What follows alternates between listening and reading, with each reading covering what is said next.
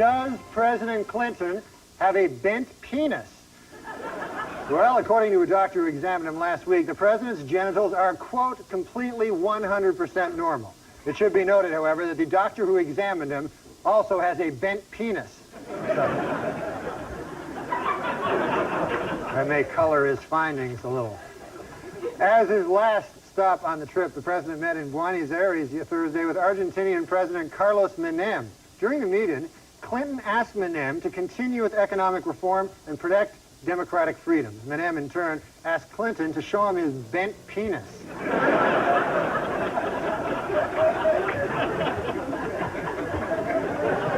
Tomorrow, Chinese President Jiang Zemin begins a week-long visit that could define U.S. relations with China for years to come. President Clinton plans to ask Jiang for several things, including human rights reform, trade expansion, and a Chinese herb said to have the power to straighten a bent penis.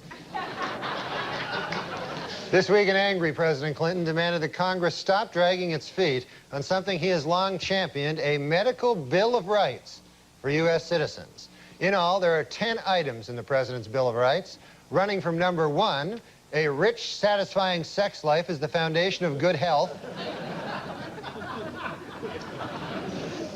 to number 10, a straight penis is not a privilege, it is a right.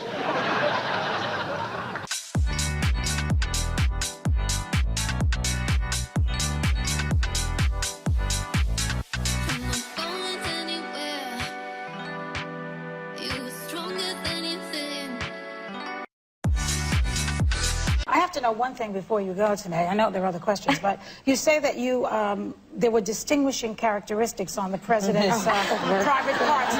For America, please tell us what that is. Well, we've got to know.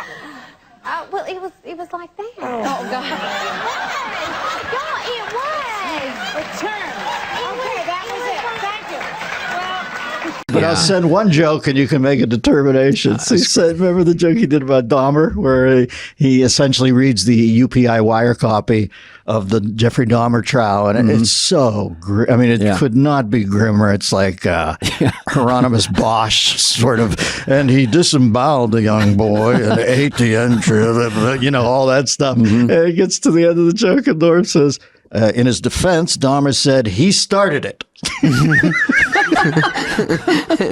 It's so such a Norm. Hire him on the spot. Hired him on the spot. Yep. Put him in a room with Drake Sather, the great Drake Sather, who was on that Young Comedian special with us. And they tinfoiled the window shut like Elvis. They both smoked Smicks. Nuts. And the head writer would go over and ask him for jokes at a certain time, and they bridled at that. And I said, listen, these guys are rare avis. Think of that as a, like, orchid hothouse. Those are two geniuses. You can't ruin the humidity in there.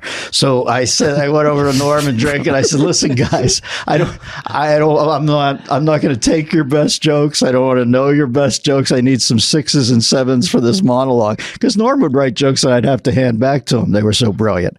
I said, I can't tell. You know, I'm not going to take this joke. This will be what something and Drake too. He was a stone killer. So they said, fine. So at 1:30, it literally is like the food slot in Papillon, where the jokes would slide out into the door. And out of 12 jokes, some of them were so crazy that you thought, I'm going to go to hell just for seeing this joke.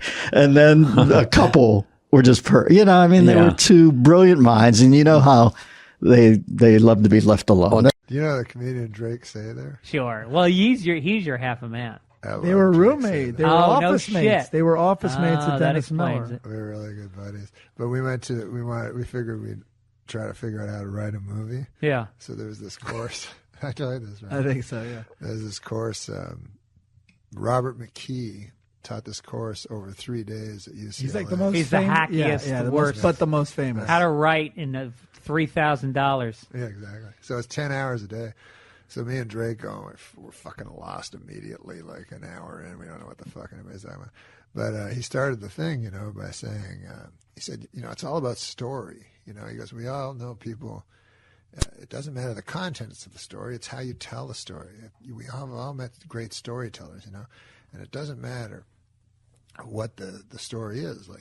Because we've all met people, the worst thing could happen to them. Like their child could die, but they tell the story as nothing. Meanwhile, another woman could be telling a story about how she missed the bus that morning, and just captivate you, with all the details, and it'd be fascinating.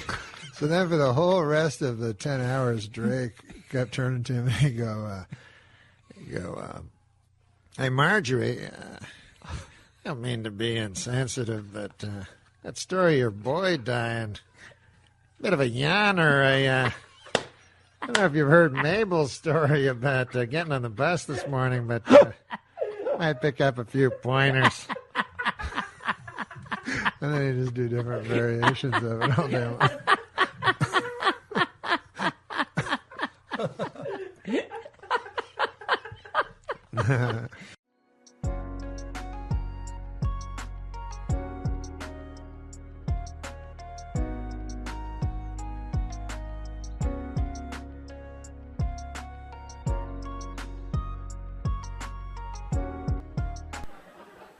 Oh, but I am trying to be healthier, though. I want to quit smoking, but I just know if I do, I'm going to go right back to cocksucking. Isn't that how it is? You drop one bad habit, another one marches right in there, And the oral habits are the hardest to break. I know to smoke. I'll smoke it for you. No, I'm trying to. I just figured it would be rude not to offer you a light. It's nice, but I'm trying not to. And I feel if I sitting there with a cigarette. I feel if I took one puff. I have an oral fixation, my doctor tells me, which is not good. How did he know that? I was sucking his cock. Chris Kattan you didn't like. Kattan's all right. We had, when you're in that, it's like being, I won't say it's like being in war, but when you're in a situation, everyone's fighting for themselves. There's another great quick Norm story. Great quick Norm story. Kid, Artie. Well, Jim will appreciate it. They do a big Rolling Stone article about the Kansas City. That was a great one, man. They do a big Rolling Stone article about the cast. I got about a good one. So the cast of Saturday Night Live. Right, yeah. And it's everybody kissing each other's ass. So they ask Norm about Chris Kattan. And it's after pages of, I've never seen someone do better character work. Norm's quote is, he seems gay to me. He goes, I've never met a guy who said he wasn't gay. He seems so gay. But I guess he says he's not gay, so whatever. Hey, I love that. What about Norm MacDonald? You're at war with him as well. You two don't like each other. Warring with Norm? Here's what Norm said. Oh, good. I got it for you. Another one. Chris and Norm MacDonald apparently hate each other. This is according to my notes. When Norm hosted Saturday Night Live, Chris did not appear on the show. Wow. Wait, when was... In November of 97. Oh, right. Norm said of Chris, I don't know, but to me he seems gay. Right. He claims he's not, but I've never seen like a guy who's not gay seem so gay. I don't find him funny. What can I say? Never made me laugh. What happened between... First of all, I don't believe you're gay, are you? I know someone you dated. No, I'm not gay. Yeah, you did. And he's certainly had to have laughed at you once or twice. Right. Yeah, exactly. You're a funny guy. Right. Well, that was the your characters. Stone some of your article. characters are effeminate, so maybe people think you're right. gay. Like Mango's, he's gay, queer as day. Right. So yeah. So is Norm a homophobe? Is that the problem? He doesn't like gay characters? I definitely think he has a problem with But give me the history of this. I love feuds. Okay, let's see. What is, I don't know you exactly. You didn't appear on the show for a reason. You just No. I don't. I just think I didn't get my sketches in. It wasn't like I'm not appearing in the show. And when you're on Saturday Night Live, I've heard this before. When you say you didn't get your sketches in, you have to write your own material. If you don't get it in, if it doesn't pass muster, then you're not on the show. Right. Wow, a lot of pressure. Yeah, every week. So do you have to hire separate guys to help you write material? No. I mean, they're there. There's there's people you write with normally. So right, okay. Because I've heard some people don't help other people. You know. No, some people don't. Right. But I'm not. Because I'm not exactly the easiest guy to write for, though. I'm not like. I'm not an everyman. I can't be the boyfriend all the time. I'm more of a freak. So why Norm MacDonald? I mean, Norm is an easygoing guy. I know Norm. Why the dislike? Something happened. Well, let's see. When I first got on the show, he was so nice. He and Spade, right, were just like so nice. And then I don't know what happened. He just started. Like Garth Brooks was, we did like a pitch meeting, and he started saying things in the pitch meeting like you don't want to do. Like Garth Brooks was a guest. Yeah. Was a guest. I was like, I'm sure you don't want to do another fag sketch. Like things like that. People would laugh. Oh dear. I was like, why is he saying All why of does this. it? And then it got kind of old, like, Jesus, Norm, you're like another... And it makes gay you man. inhibited in a writing meeting if someone's goofing on you every time you open up your mouth, right? Yeah. I mean, I didn't care because I'm not gay. If I was like, you know, some gay guy going, I don't want anyone to know that I'm just... Right. And so the gay jokes kept going and going and going. Yeah, the gay jokes kept going and going. And then you finally said, hey, I've had it with you, Norm. Well, Did you ever confront him? Yeah, a little bit. Yeah, but it's like a playful thing. He says it's like a Jack Benny, Fred Allen, kind of a feud thing. But you don't see it that way.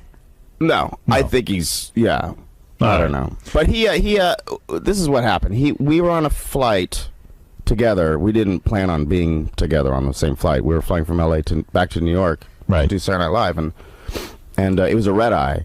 And he's behind me, and we're, getting along, whatever. He's talking about crapping on women, or I don't know what he was talking about. Something like that. Yeah, and it was funny because he was so loud, right? So everyone else could hear it. I'm like, I just crap on this girl. Yeah. And I'm like, laughing.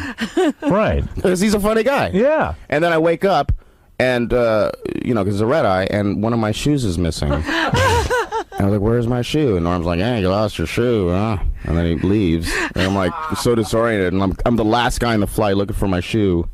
And I just, walk off the plane with one shoe. And all the stewardesses like, you are funny. Oh, no. So he stole your shoe. He stole my shoe. And he's playing goofs on you.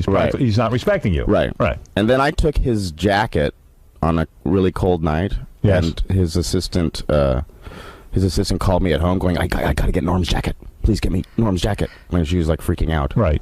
I was like, no, this is between Norm and I. You can't play in this game.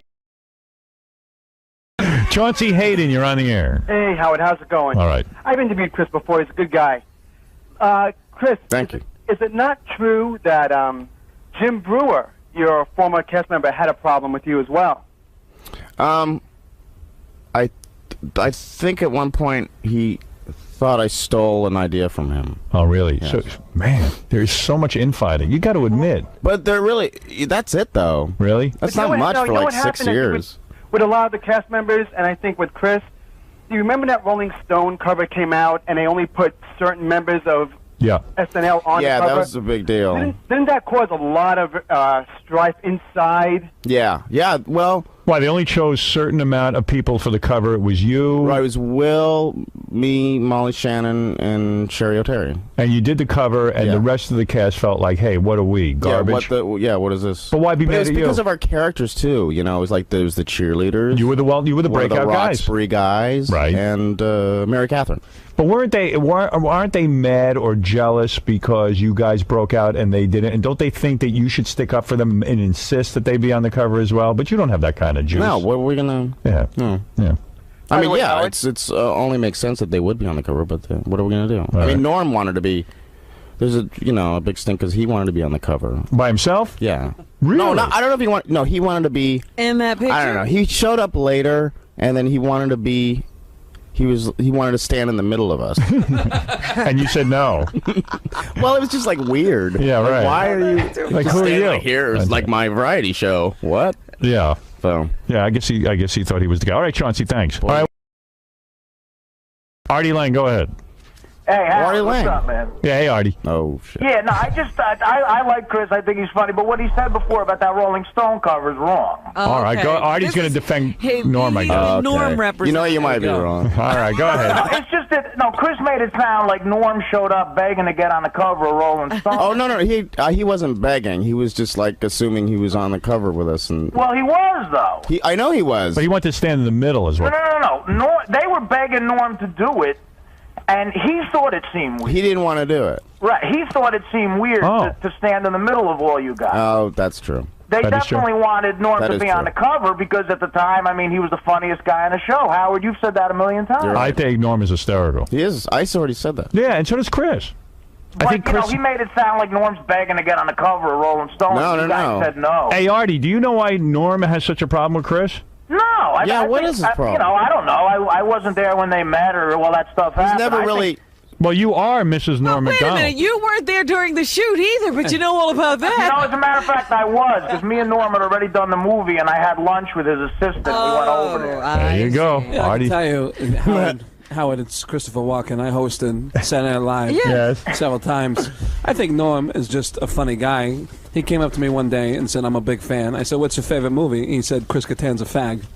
Really? Nothing to do with anything. Oh, that's I, for the ridiculous. record, have never heard Norm say that. All right. Thank you, Artie. All right, man. Where are you today? I'm in beautiful New Jersey. All right. We'll see you tomorrow. You want to hear? Go ahead. Go ahead. No, you go. We're on SNL one time, right? This is what Norm just didn't care about anyone. Just a quick story. Pamela Anderson is on it. Every time a hot chick would come on, Kattan would go over the top to like, oh my God, you know, he'd write a sketch. We're gonna make out. Right. She's hot. She's with Tommy Lee Hammer. Back off. Yeah, right. Come on. So he writes a sketch, and they do this sketch where it's the Twilight Zone when everyone's in pig face or something. Right. All right. So that's the goof. So me, Kattan, we're all in it, and Norm is the guy who's got to go, imagine if you will. And Norm doesn't read sketches, and he's a pro. Right. So he would rehearse it and go, hey, imagine if you will, second time, and Kattan would go, oh my God, you don't even sound like him. Why would you do that? And I would stand and go, Norm, you gonna hit him back? Like, you gonna say something to him? You just gonna take that from this guy? Now we go to a dress show, which has audience, and it's being filmed. Right. And again, he starts punking into Norm on the set. Right. He's going, oh my God, Norm, you gonna do it right? It's my only sketch. Right, you don't sound like Rod Serling. He's like, hey, imagine 10, 9, and we're on. And, hey, imagine if you will. And he knew the deal. Right. Now we go to air. And Norm still hasn't said nothing. Every time Kattan would say something to him, I'd look at Norm like, hey, man, you're my hero. What's up? Because if you're not going to say something, I will. Right. And sure enough, you know, he'd give me like a wink. I swear to you, he'd give me a wink. I'm like, I don't know what's going on. Live air comes on.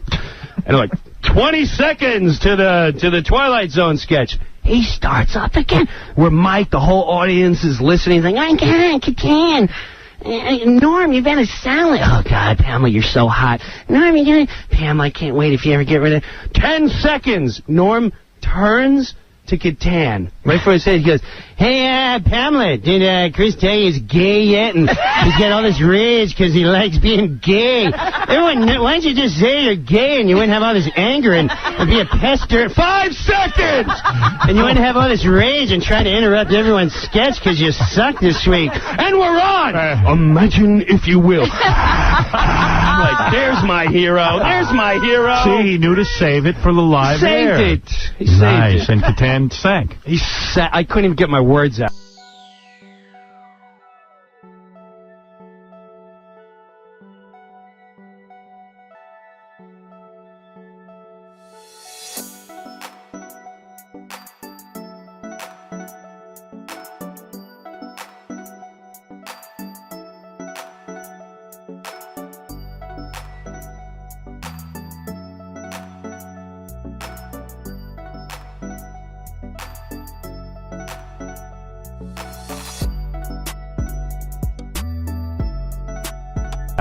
Yeah, I didn't say what he said. He was saying he was being. He was paraphrasing and being kind. What did you say?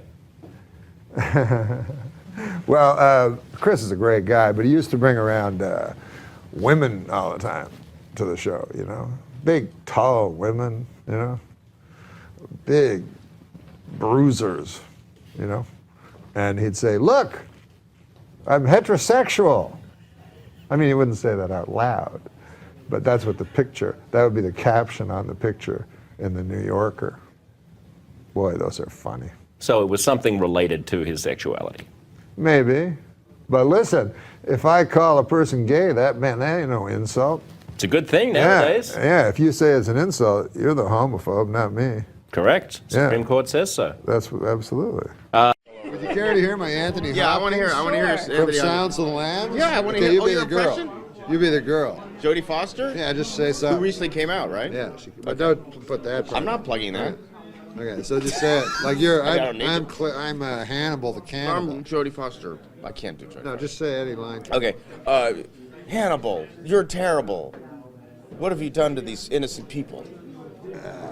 Clarice, I don't know what you dream about, but I ate a guy.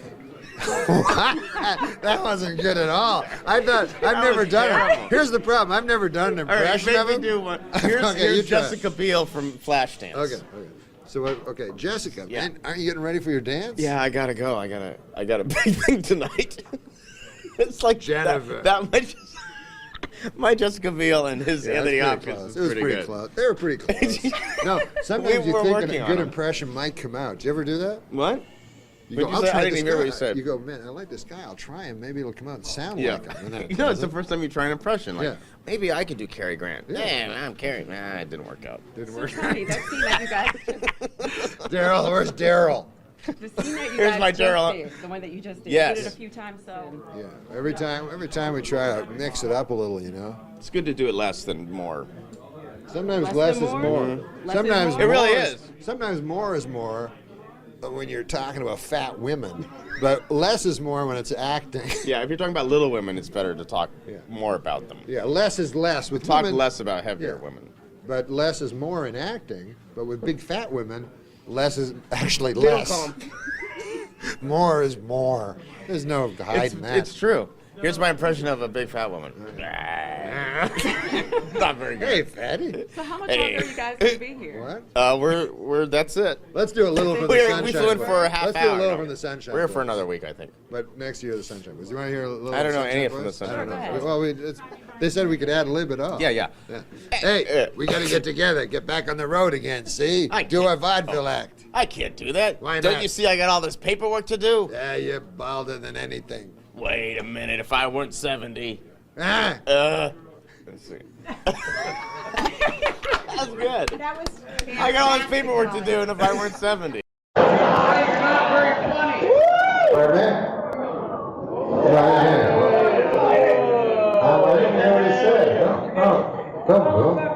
What is going on? No, I didn't hear what you said. I'm sorry. What did you say, sir? Not very funny. Who? So, what do I give a fuck? No, you're...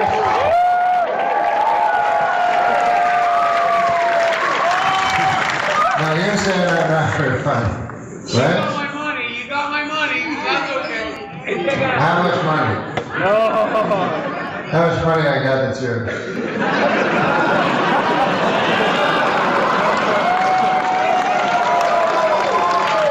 No, honestly, I don't care how much. Well, a couple bucks. Are you alone or you just by yourself? Only when I'm with someone.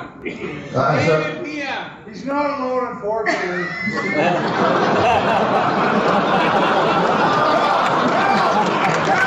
No, but so what was the idea? Let me, so here's the thing. So you go, I'm gonna pay money. Go see this dude, right? I think it's probably costs a lot of money, right? So,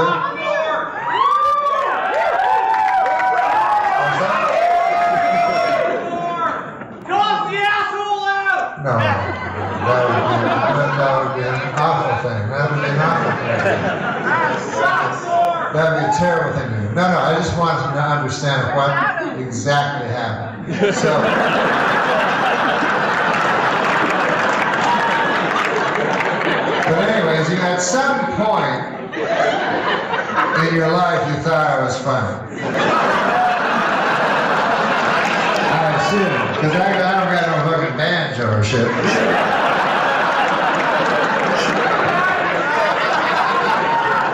So at some point in your life, you thought I was funny, right? Weekend update, baby. Weekend update. That's nice, thank you. So then, have you ever seen me do anything since Weekend Update?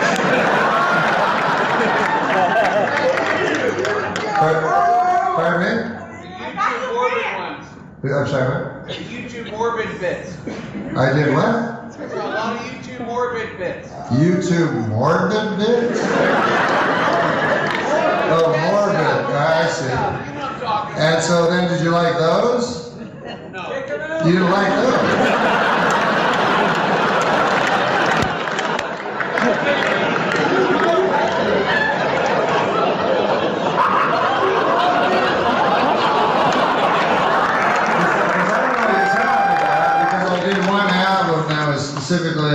death. Is that what you mean?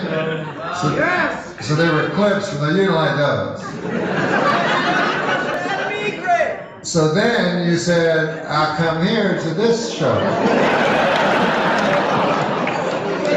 said that you were better. You weren't doing the morbid stuff anymore. Yeah, I'm not doing the morbid stuff anymore. Did I do anything more? First of all, I never said I was better. I've never used it.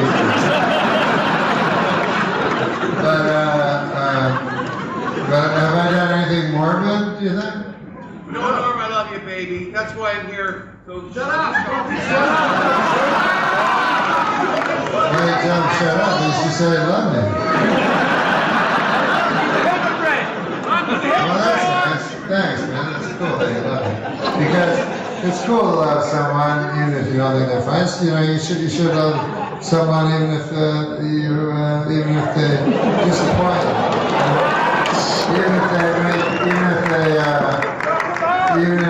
No, I'm not going to check them out. Why would I do that?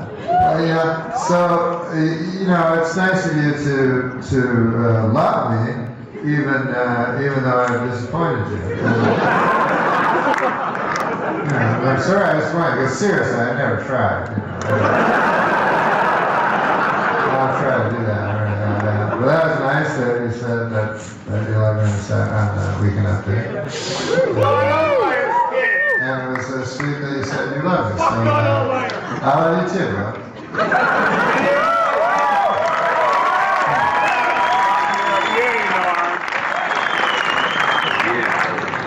Oh, man, alive. We got through that all right.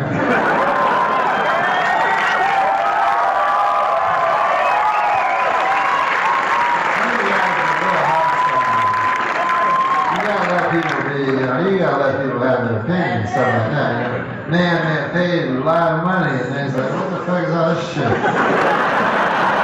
Morbid shit. I didn't really feel that morbid. Love you, Norm. You rock more.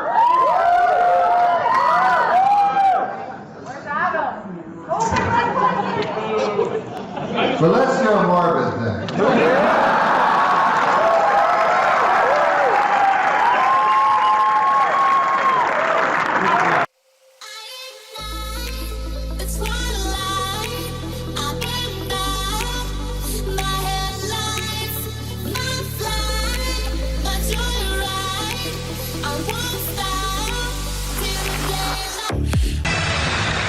Thank you very much. I'm very excited to be here, you know, and I was asked to host the ESPYs this year. Yeah, hi, that's my name, Espen.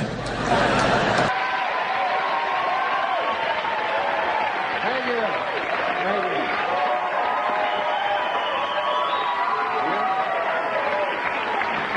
Thank you very much.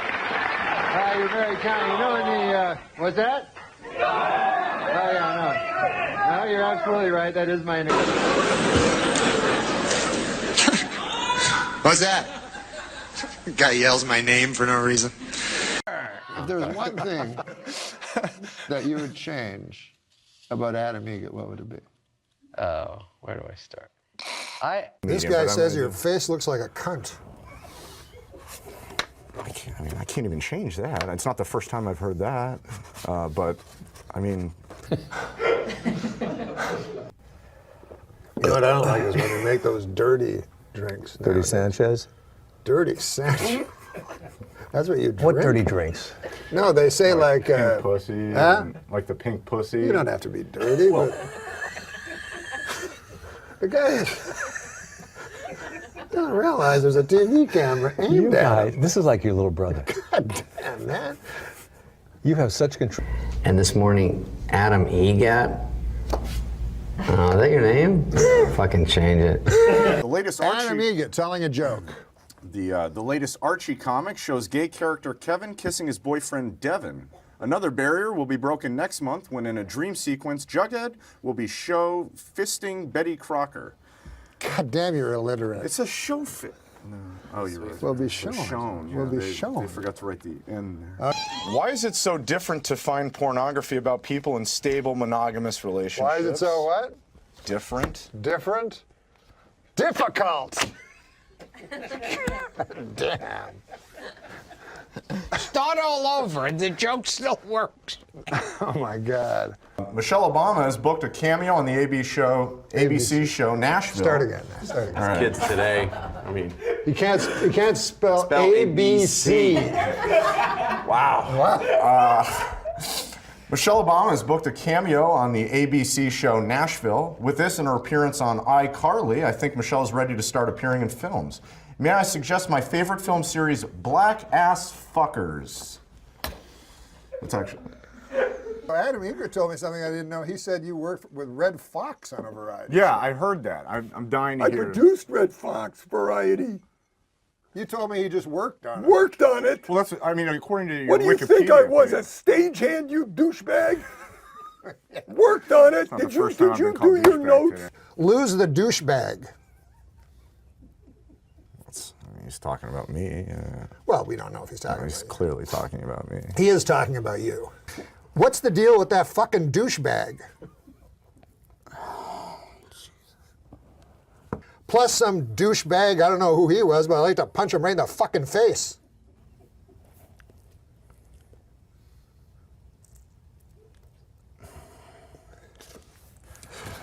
Adam had a question he wanted to ask you about your comedy.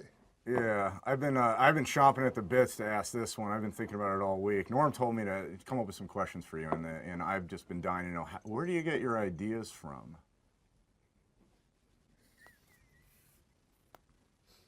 Well, I mean...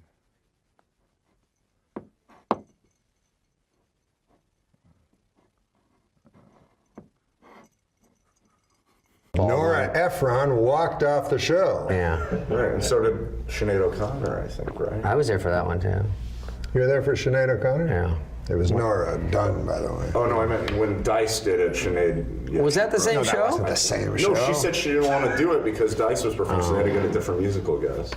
This guy, they hired this guy to ruin all the interviews? No, so how about this? Sometimes I'm beginning to worry about my short-term memory loss. That was the... Oh. Sometimes I'm beginning to worry about my short-term memory loss. Sometimes I'm beginning to worry about my short-term memory loss. That was it. I thought he was talking about his first Twitter name. I was like, that's a really long Twitter name. Real Ed McMahon over here, huh? Ed McBoy. Ed? What was your joke? You had one joke? No, it was so ridiculous. It was stupid. What was it? Oh God, man! It was something like, "Don't take a shot from a girl at a bar because it looks ridiculous. It's never good. It's." I think the punchline was, "Is this a Care Bear cum shot or something?" It was really ridiculous. I don't remember it. It was so long ago, but that was the gist of it, and that's why I don't do stand-up anymore. He can't even tell his own joke. I mean, I'm not a good, you know. Anything. Yeah, clearly.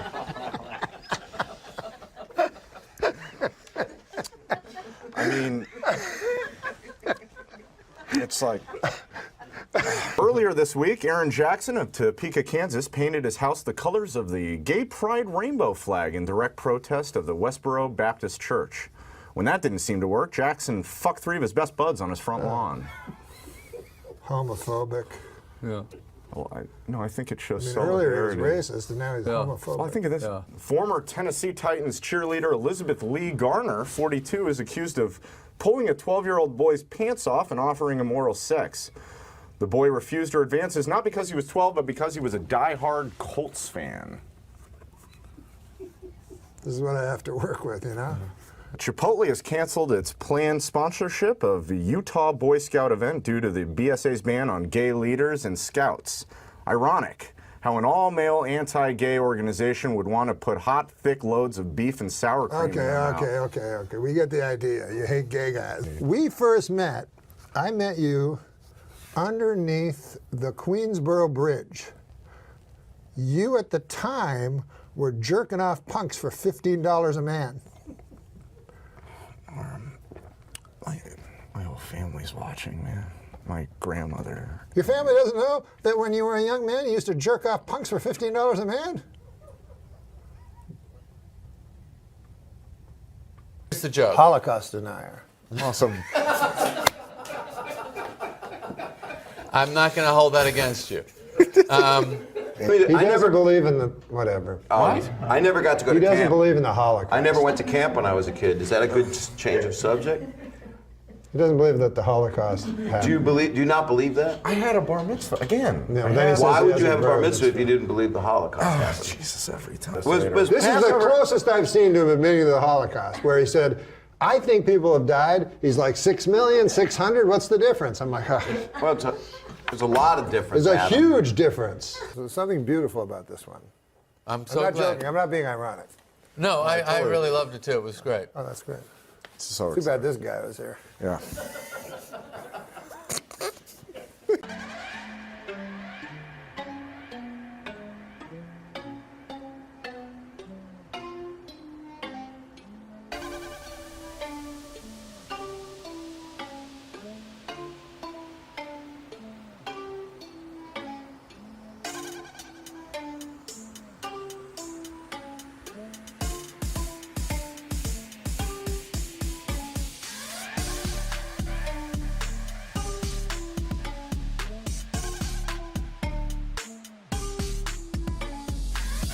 This is my move. First of all, I'm not good at getting ladies. You're adorable. Thank you. So are you. Thank you, gentlemen.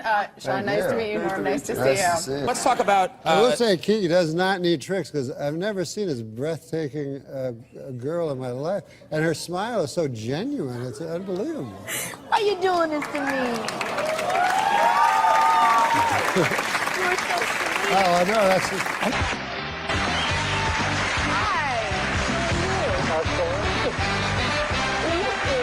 I don't like birds that feathers as much as you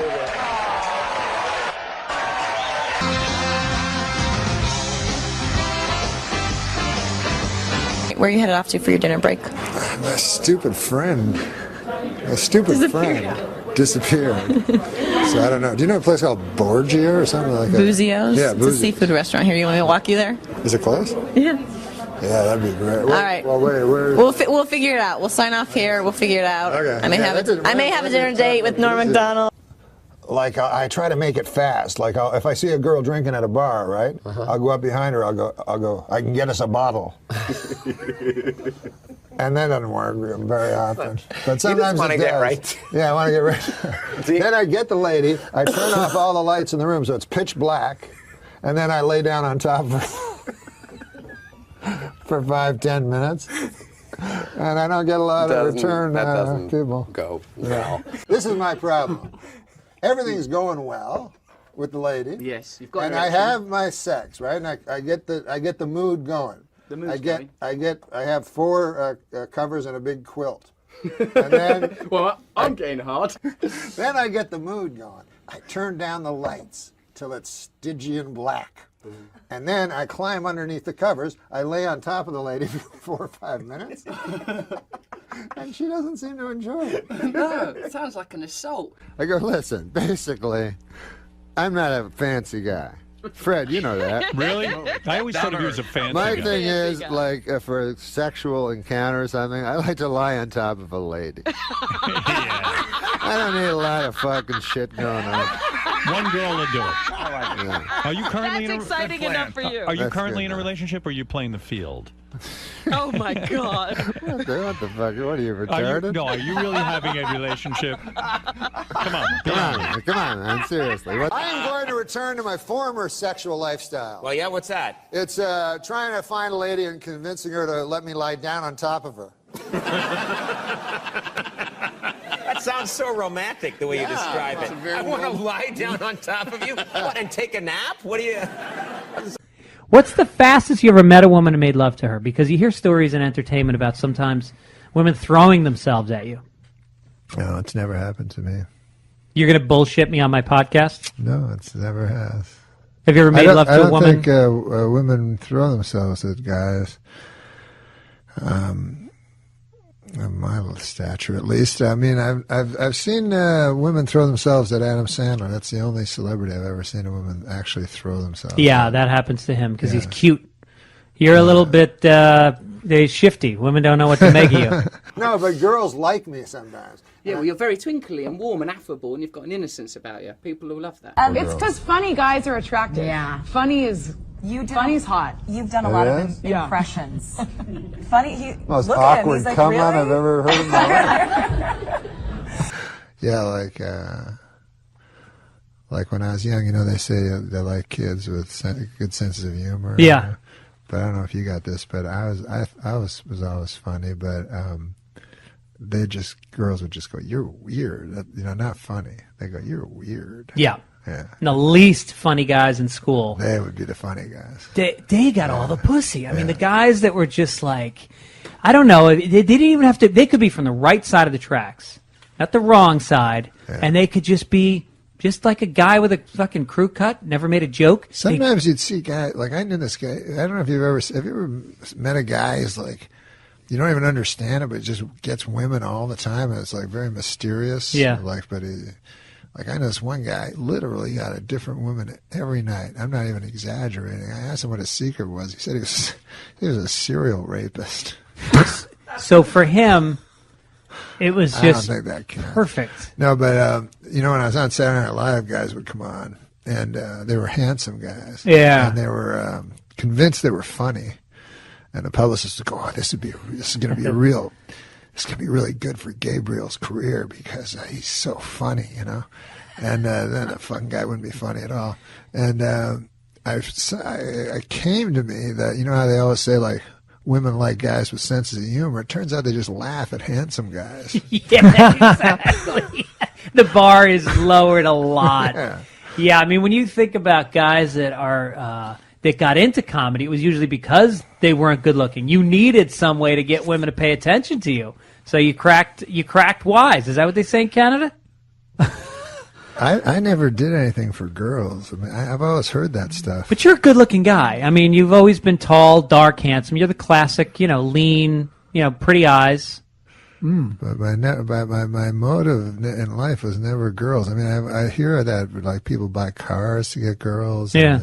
And they do jokes or play the guitar or stuff. Yeah. But I don't know. I never had that motive. One time I was on a sitcom, right? So they say, in this episode, you go out with an older lady. Is there any older ladies you'd like to go out with? So when I was a kid, there was this movie MASH, and Sally Kellerman came out of a shower naked, and was every child's fantasy. So I immediately said Sally Kellerman, forgetting that now she was 75. Right.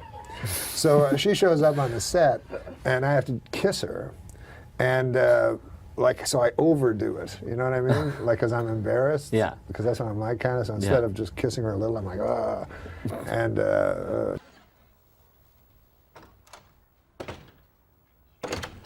All right, let's have sexual relations.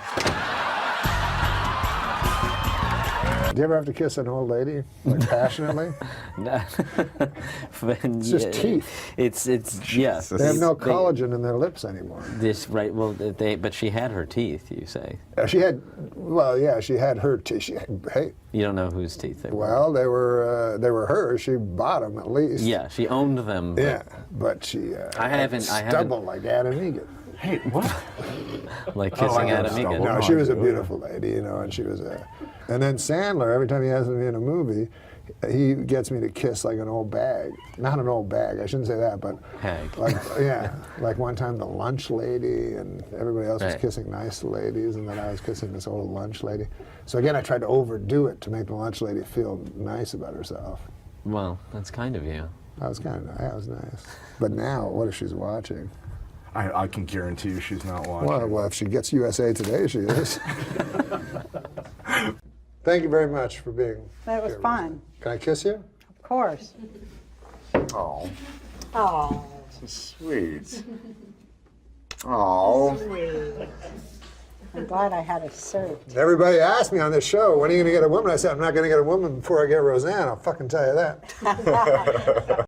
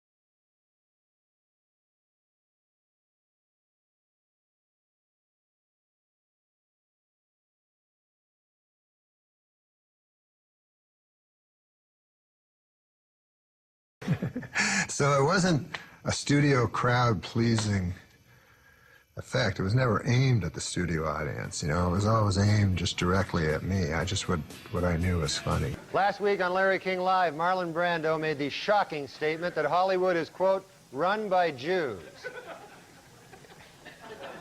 In response, outraged Jewish organizations made it snow in New York in April.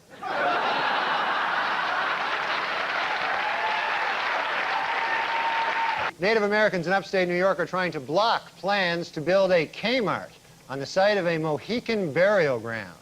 In addition, they were upset to learn that sales at this particular Kmart will be announced, "Attention Kmart savages." 3 years ago, an 11-year-old British schoolgirl put a message in a bottle and tossed it into the Atlantic Ocean. Well, this week, she was astounded to receive a reply from halfway around the world. Sadly, the reply read, "You're 11, what are you wearing?" While in the hospital, Michael Jackson had his room specially decorated with 2 huge photos of Shirley Temple. But don't get the wrong idea here. Michael Jackson is a homosexual pedophile. He is...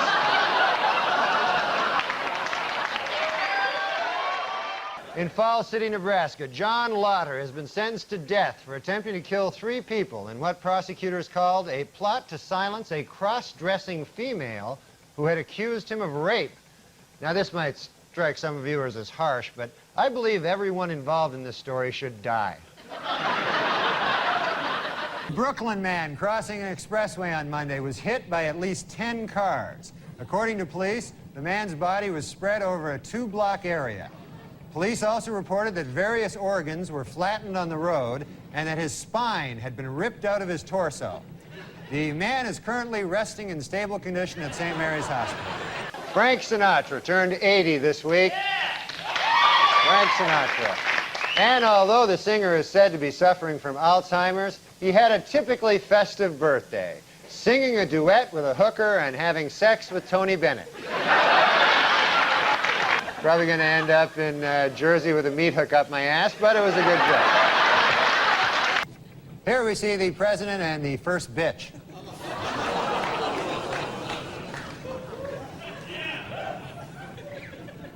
Hey, slow down, you bitch. Let me catch up.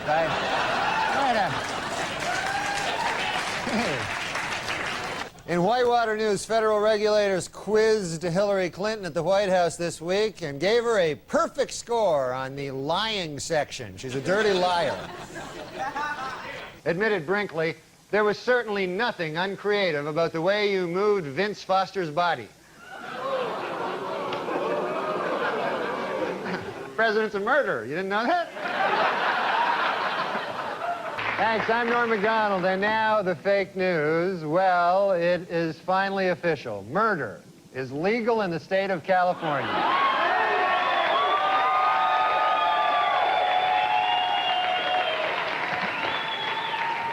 A down-and-out O.J. Simpson, depressed that all of his money-making ideas have failed, has decided to go back to doing what he does best, killing people.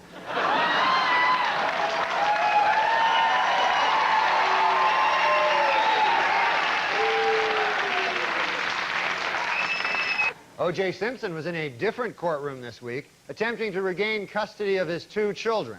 In order to prove to the court how much he loves his kids, O.J. pointed out, quote, "Hey, they're still alive, aren't they?"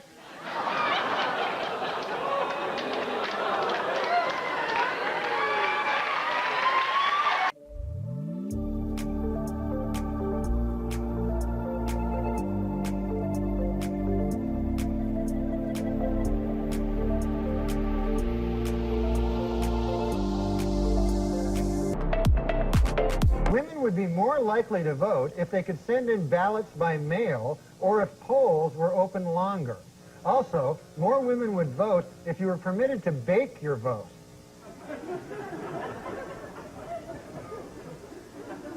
They like to bake. In Milwaukee, Wisconsin, a man allowed his 8-year-old daughter to take the wheel of his car, and an accident ensued that damaged 7 other cars and injured 6 people. which once again proves my theory. Women can't drive.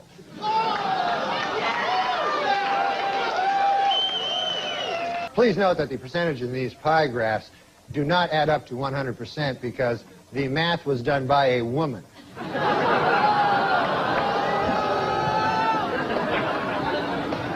For those of you hissing at that joke, it should be noted that that joke was written by a woman. So, no, I'm just kidding. We don't hire women. My family comes from Russia. They're Russian Jews. Russian at Jews is more like it. One of the biggest anti-Semites I've ever met. Russian away from Jews. I had a bar mitzvah. What? I had a bar mitzvah, Norm. Yeah. You did? Yeah. Wait, are you Jewish? Yes. Get the fuck out of here. No, I'm kidding. I love the Jewish people. Yeah. He's a half a Jew and a half a self-hating Jew. That's called anti-Semite. An anti-Semite, yeah. He's a half a proud Jew and half a virulent anti-Semite.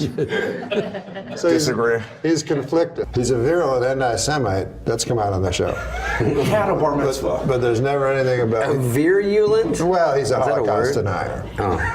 I know you're very good friends with David Irving, the author, who he reads constantly. Yeah, I'm not friends with David Irving. Do you know that he, though, is a revisionist? Oh, you're a revisionist? Well, he's a denier, Holocaust denier. But he's never read David Irving because he said he's too smart. And I tell him, well, David Irving would be your biggest ally, you know what I mean, instead of these morons. You knew David Irving instantly when I said it, as if you're his best friend. He's Jewish. Are you Jewish? Yeah. Okay, then you'll get it. Oh, okay. Okay. Half Jewish. No, I'm full. Full Jewish. Full Jewish. All right, then. But you're young, so you might not get it. Maybe. Okay, so here's the joke. Holocaust denier. I'm awesome. I'm not going to hold that against you. Thank you. Totally agree. 30 kids. Oh, was it 50? Something like that. Insane. Some people they the do whole their 6 capital. No. Get into Are you numbers. anti-capital punishment or something? No, I'm pro-capital punishment, but this guy starts talking numbers and deaths. Be careful, because it always gets back to the Holocaust denier. What? What do you mean when you say stripped of everything? Don't start this again.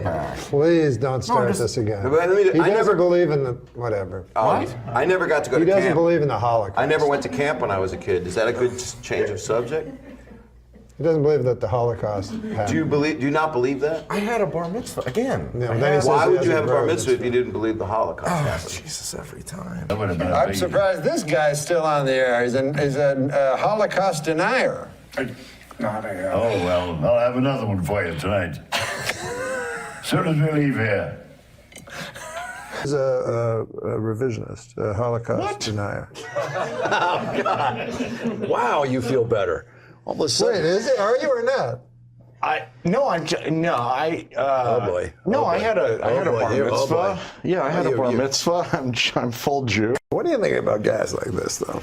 This guy? Yeah. He seems like comes around. This is his little joke against the poor masses that came out of a chimney. Being from Manchester, this has nothing to do with the Holocaust. I didn't bring up the Holocaust.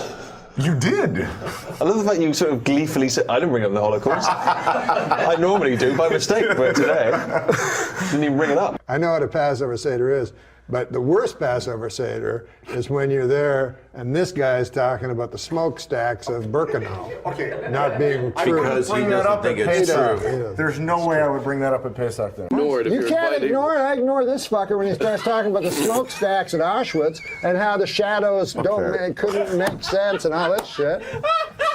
Oh, I had a The Holocaust. He answers me. You can't too ignore him. I ignore this motherfucker. He said, how could there be poison, a poison gas? I don't know much about the Holocaust, but what did they have inside The two of you together just are really giving a great homage to that whole time. Inside the gas chambers, they put a certain type of gas. Zyklon.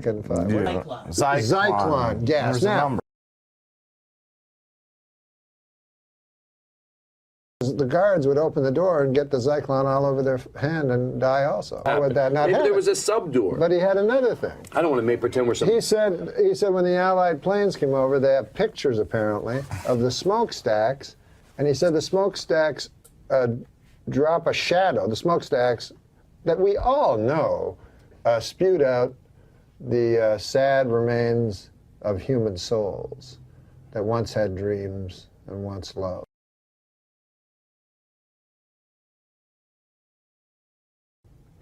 He says it's all a bunch of horse shit. He tells me this big story about how the pictures from the planes on Dachau and stuff don't show enough. The chimney is not long enough. It doesn't cast a long shadow enough to have possibly been big enough to service the killing machine of Hitler. That's what he told me. I've been saying that for years. Oh, you yeah. Oh, okay. Well, you finally found someone to agree with you. I just don't know how 6 million people disappeared from the face of the earth. Ask this motherfucker. He's the one that thinks that it didn't happen. Well, this is the closest I've seen to him admitting to the Holocaust, where he said, I think people have died. He's like 6 million, 600. What's the difference? I'm like, oh. Well, there's a lot of difference. There's a huge difference. Listen, everybody's entitled to their opinion. I say 6 million, he says 600. You say probably a number in between there somewhere. I need your love. You free my mind. I need your love. Yeah, you free my mind. It happened. Fire pit. He goes, it happened, but he goes, the numbers are all right, all wrong. And then he goes, the other night he goes, 600 or 6 million, it's still terrible. I'm like, oh. Okay. That's not real. All right. Please Listen, tell me that's I just not want to true. say, I just want to say a few things. I don't have a manager. I don't have an agent. I did Yeah, have I a guess bar you mitzvah. don't. I'm Maybe you not a would Holocaust if you. denier. Maybe you would if you didn't fucking. He thinks he's going to get a manager and an agent, Jew, with that kind of shit. And a lot of homosexuals died in the fucking camps too. Let's not forget. Norm, shut up. Well, I'm serious. What do you think? I have more empathy now? No, I'm saying. Oh, you there were should be more- homosexuals. you What should- happened? you should- What happened? I thought there was just Jews. You're telling me there were homosexuals were in with those Jews? We got to do something. There's not enough documentaries. By the way, I saw that film that you recommended me that you called a fantasy, Shoah.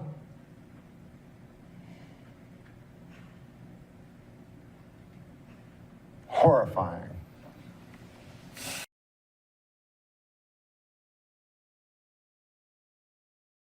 You really don't like Shoah? Shame. Shame. Can't win them all. Fantasy indeed. Somebody's using the word Holocaust for a joke. That's terrible. That Chelsea Chelsea girl. Handler. Yeah, she's got a guy and they love Holocaust, the word. God, what is with that? With that dwarf she's got with it, a misshapen dwarf. Yeah, and he's they not love a white. Holocaust. He's not a white man either. No. And they do Holocaust humor. Yeah, and I keep. Why does she keep repeating that joke? God, even that word. Terrible thing to bring up. Yeah. God Almighty. Yeah. I would agree. All right. I apologize to all the viewers. I'm not an apologist. You are an apologist.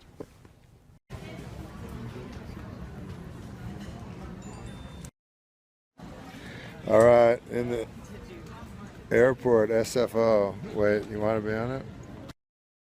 You're on it right now. It's very dark, though. You got a lot of heart, so.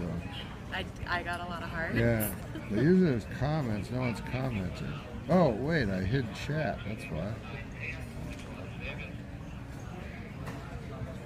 Maybe I just hid chat now. Chat hidden. Oh, I don't want that. Oh, yeah, now people are watching. So this is a live video. Yeah, they go, Does is it, that like, your girl? No. Does it cut off at any point? Hi from Scotland. No, it keeps going. Goes, how you doing, mystery chick? Goes, she's flexible. Oh, this is Are you awkward. wheeling at the airport? Who is this lovely gal? What's your name? Hannah. This is a Hannah. She's gorgeous. She's not too smart, is she? Well, that's not nice. That's not a very nice thing to say. Says, hi, Hannah. I can't, it goes so fast. Marry me, Hannah. says Scoper. Hey, Hannah, this is Cap Scat. Hi, Hannah. It's not Hannah, it's Hannah. Are you hitting on her, says Sam Athen? No. It's not nice to say. Where's Hannah from? Fresno? Zero gravity chair? I don't know. Is that what this is called? Future chair? Yeah, we call it future chair. We call it the future chair. Hannah, get away from that creep, says Dim Twit. That's not nice to say. Dom doesn't just take her to the first class. Yeah. Oh, I'm sorry, there's people sitting in these two chairs. Sorry, man. Hope they come back soon, because... I know. Otherwise you're going to be the asshole that never let anyone sit down. And I then know. you just get up and leave. Everyone hates me in the airport. Oh, it says, Hannah's in the future chair. Is there any future with Hannah? That's funny. Is she a comedian? No, we just met her. Is that a guitar? Yes. That's Josh's guitar. That's a nice table. Okay, now you're just getting idiotic. What does Hannah think of Trump's tax plan? Says M. Trump. Oh, wow. That's actually a real question. Big question. Hannah Solo, says Cogs.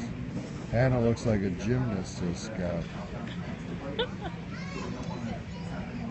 Tell her to let her hair down, says Nidiker. We're not like monkeys. Just do whatever you say.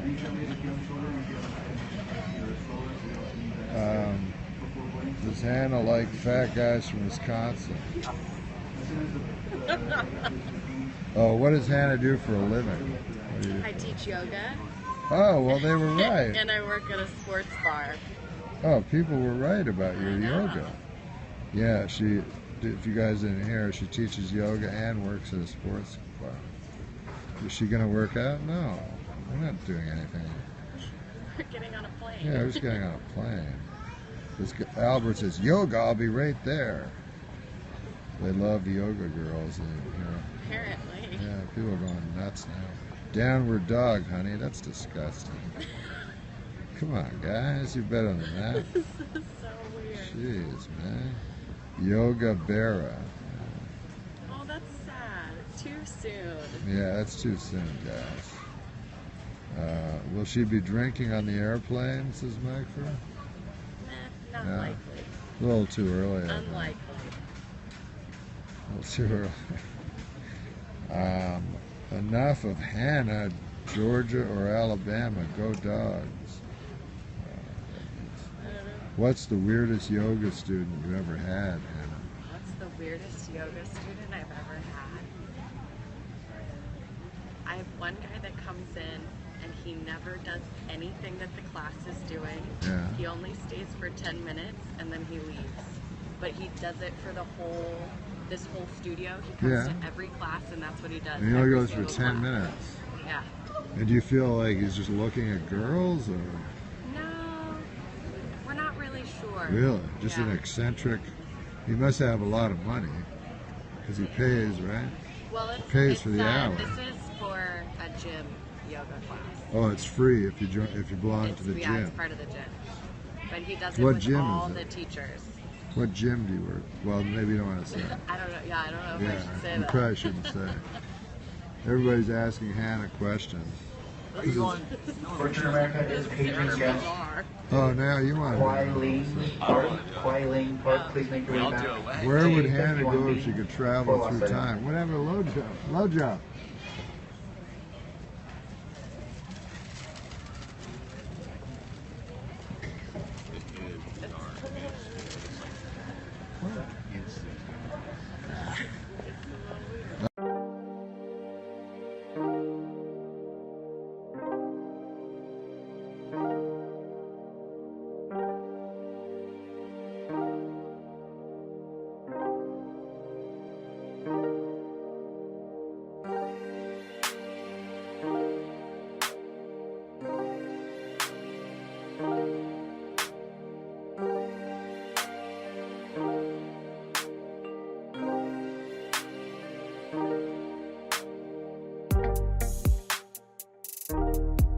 I've hit every comic with the same. And then if you laughed in your act. I can't believe Norm MacDonald here, Baggage Claim, the talk What? show. Norm, it's so good to see you. Norm, Yeah, you and how I you doing, golfed Bob? together. Do you remember that? We golfed together. You We came to my did. office. That's right, at did we bet? Whitsett. At Whitsett, you came Yeah. all the way up the stairs and you hung out. I was all tired. And then the next day, you had the pilot for the Larry Sanders show. Oh, that's right. I was reading for it. Hank. Yeah, Hank. Yeah. yeah. You know, I ran into. Why am I blanking on his name? You know who I'm talking Jeffrey about. Temple. Yeah, he's the best. Yeah. He kept rubbing in how he got it. So Norm, I'm a huge fan. You know that. But we started out. I guess. Technically, we started out together, didn't we? That's right. And now you are really. And I hear you're in the Creature from the Black Lagoon show at Universal. You play the creature on Wednesdays and Fridays. Is that true? Very excited. Partially. It's a little But blown out of proportion. Are you still Canadian, or did you Yes. renounce that after 9/11? What? 9/11. You remember what happened? That's Norm MacDonald right there. Oh, wait a second. Yeah, no bags yet. I guess I have to talk to him more. So Norm, what you got coming up? You want to promote? You got any gigs out there? Yeah, I got gigs, man. I got a whole bunch of them, but I can't remember what they are. Yeah. That's Norm. He's probably almost 50 now, and it doesn't really click like it used to. But he's still funny as all heck. Norm, you know that's bad body language with your arms folded because you're closing yourself out. Hey, relax. You're a good-looking guy. You shouldn't really be ashamed. You know, I saw a bag over there with flowers all over it. Maybe that's your carousel. What? There were flowers on it. Let's be honest. So who you were talking to? That was another comic, was it? Oh, wait. Nothing. Look at that. Is that your buddy? Wrong carousel. Norm, thank you for being on the show. Thank you, Bob. Respect, man. Back at you. You've got your podcast. It's still going, but I clicked on it the other day. It says Norm will be back in May. Oh, yeah. What's going on? Well, I do it for a while, and I Vacation. go, I don't want to do it anymore. I don't want to do this anymore. And then they're like, he's on hiatus. Yeah. Is that what that is? Or is it just that you what may they or may say. not come back? Yeah, I don't know if I will. Or Okay. not. You used to have a thing on the internet. Oh, God. Yeah, people would come on. Yeah, the podcast. That's right. I promised myself I would never do the podcast again. You also promised yourself you'd write a good book. Okay, now. I mean, there is always one other option. There's another option? What's that? You ever heard of the Queensboro Bridge? I'll do the podcast. I just do it for a while, and then It's fun to get watch. tired of it. Because It's it fun is, to yeah, do, man. yeah. It's so great. I think it's just the people who do it with Norm are awful. Are awful. Well, no, Sean isn't. Sean does it with me. He's Well, there's awesome. one guy. There's always one guy. It's the rest of the people. The future's good. It's those awful others. Do you enjoy doing the interview stuff with people on the podcast? We got good guests, so that I was interested in, but it's harder. Like, you guys obviously have to just interview everybody. Not necessarily. Here. What? No, we don't. You don't? No, you're a special choice. We could have But said no. I'm amazed that people. I don't know how I would do with people that. You don't care about? Yeah, like I'm always astonished by, especially a guy like David Letterman, who I think would be even less interested than we would be. You know, or the way he can pretend to be interested. Right, Like, and actually that's have. the Yeah, but real- don't you think he has a little more juice or say on saying, hey, No. this guest No, is here? no. But there's every once in a gotta- while they have to take it. He has to take Oh it. Yeah. no! On an average guest, you got to If they're in town, they're promoting. 3 guests a night. Yeah. There's not that many interesting people, and actors are not interesting at all. I mean, And now, did you start getting pressure from anybody? Because it's your podcast, but you start getting money from the outside coming in. I think it was Jerky Links, which might have explained the ballooning. Was that right? You had the Jerky Links thing. You had to try to convince me you're a Jerky Links get guy. what? Just get what they want, like guests from them. Sean, Sean and I, we liked just older guys. A lot of people Right. wanted young people. But they're not interesting. Older guys are the most interesting. And I always think in show business, you get the old guys, they don't care what they say anymore. Right. They're out of the business. They'll tell some stories. And they tell stories about guys you care about. Yeah, they'll name names. They don't care at all. They're seconds away from dying. Yeah. So who's the best one you had on there? Because I've seen some that Well, were we just had fantastic. we had this guy Jack Carter, and he did the most craziest thing. Remember? Well, I also still, after meeting him, have no idea who Jack Carter is. Jack Carter was a comedian like the Catskills guys, way right? Way old, back in like the day. 90. Yeah. So he was talking, and he said he was talking about the war, and he was Which like, one? The Second World War. The I big go, one. you were in the Second World War. He goes, yeah, it was a lot of fun. I go, the war was a lot of fun? And he goes, well, I never got to go over. I never went over, you know. He goes, I got a lucky break. My whole unit was going to D-Day, and they all died. And I didn't go because I got deathly sick the day before. And then I go, oh, man, it sounds like you were faking it as a joke. And then he goes, I was. And then he's like, I never told nobody that.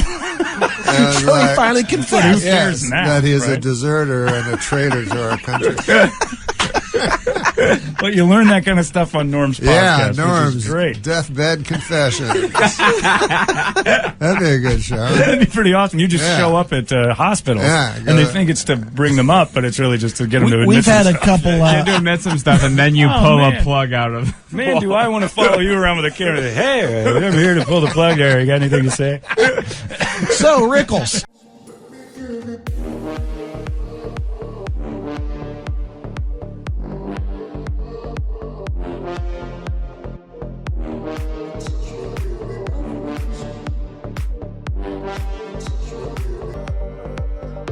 Must be especially. It was a joke about a guy because it was such a good story. There's a guy who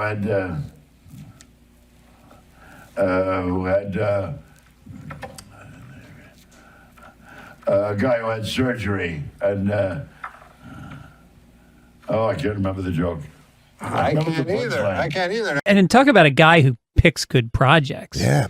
I mean, that's 60% of having a career like that. Yeah. I read in Bill the Murray's Sting, like that, Bill too. Murray will do nothing. And you know another great thing about Bill Murray that I think was smart? He doesn't get work done. Like, he doesn't get plastic surgery. Mhm. So his face looks super authentic. Yeah. And, like, you would think an actor would want that, like those lines, you know what I mean? Yeah. That you could use that.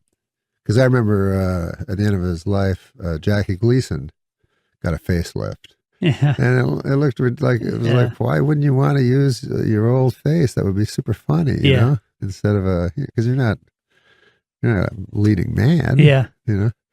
So that's what I think about Bill Murray. Everybody else gets ridiculous work done that makes them look young, and then Bill Murray gets to, look like an authentic. Right. Plus, he's a great actor. It's amazing that he took that route. You know, he did Razor's Edge, which was awful. Oh, yeah. But still was daring. Yep.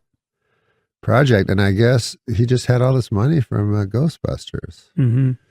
And so he did the exact opposite of Dan Aykroyd. It was always funny, like Dan just kept chasing the big movies. Yeah. And then he did that crazy sitcom where he was a priest. And you're like, what happened here? I was, they sent me, they wanted me to do a thing on the show. Oh, yeah. On that show. Yeah, it was one of those, cool priests, you know, and he drove a Harley and stuff. Like that really exists, you know? And so anyways, they sent me the thing. He's like, it's a really funny part, you know, Norm. And I'm like, well, I'll just do it, you know, because you're asking me, because you're the greatest. And then I got the script, and all I did was I was looking through the telescope, and I said, oh, I can see Uranus. And then he goes, you can? And he like pulls. Like he pulls his pants, and I'm like, oh no, I don't want to say that.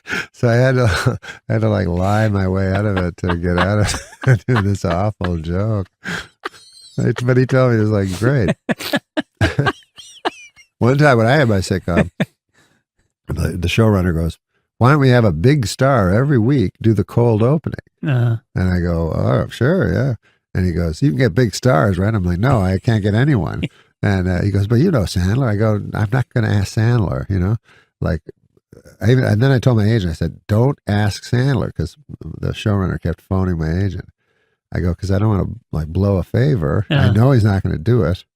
He's not going to do it, and then he's going to think like I asked him for a favor. You know what I mean, kind of thing. So, you know, anyways, a few weeks later, my manager goes, oh, by the way, Sandler said he doesn't want to do it. I'm like, oh my God, I told you not to. Yeah. And so then they said, one week, they go, we got Eddie Murphy on the phone. I'm like, why? And they're like, yeah, for the cold opening. And I go, what cold opening? And so they hand me this a script, you know. So I'm talking to Eddie Murphy, and I don't know Eddie Murphy, and he's being like super zen-like, you know. He's an amazing guy because he's like all zen and peaceful. And then he tells a story, and it's hysterical. Like all of a sudden, he's doing voices. Because he was talking about being a director, and he goes real peacefully. You know, he was like, the directors in Hollywood are very tough to find one. Frank Oz was magnificent, but I was very unhappy with the other directors. Finally, I had to direct myself.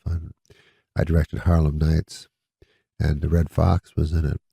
And so Red Fox came to the show once, and he was having trouble with the IRS, and he owed all this money. So he kept trying to sell me things. And he would come to the set, and he would go. And then all of a sudden, he's super funny, right? After doing this real flat voice. And he goes, and then Red Fox would say, hey, Eddie, you like Elvis? I got Elvis's watch. How'd you like to buy Elvis's watch? Elvis, give me this watch. So I said to him, hey, Red, how long have you had Elvis's watch? He said, I had it for 40 years. I go, that's not Elvis's watch. That's Red Fox's watch. I ain't buying Red Fox's fucking watch. So he's like super funny. And then he'd go back again to be zen-like. So I said, so as I'm talking to him, I'm leafing through this fucking awful fucking shit of a cold opening that they're having him do. And so it's like, you know, white guys writing for black guys, what they think they'd say is just awfully, horribly racist. And so he says to me, he goes, I'll do it. You know, if you tell me it's funny, I'll do it. And I go, it's not funny. Oh, wow. I didn't know what else to do. I didn't know what else to do.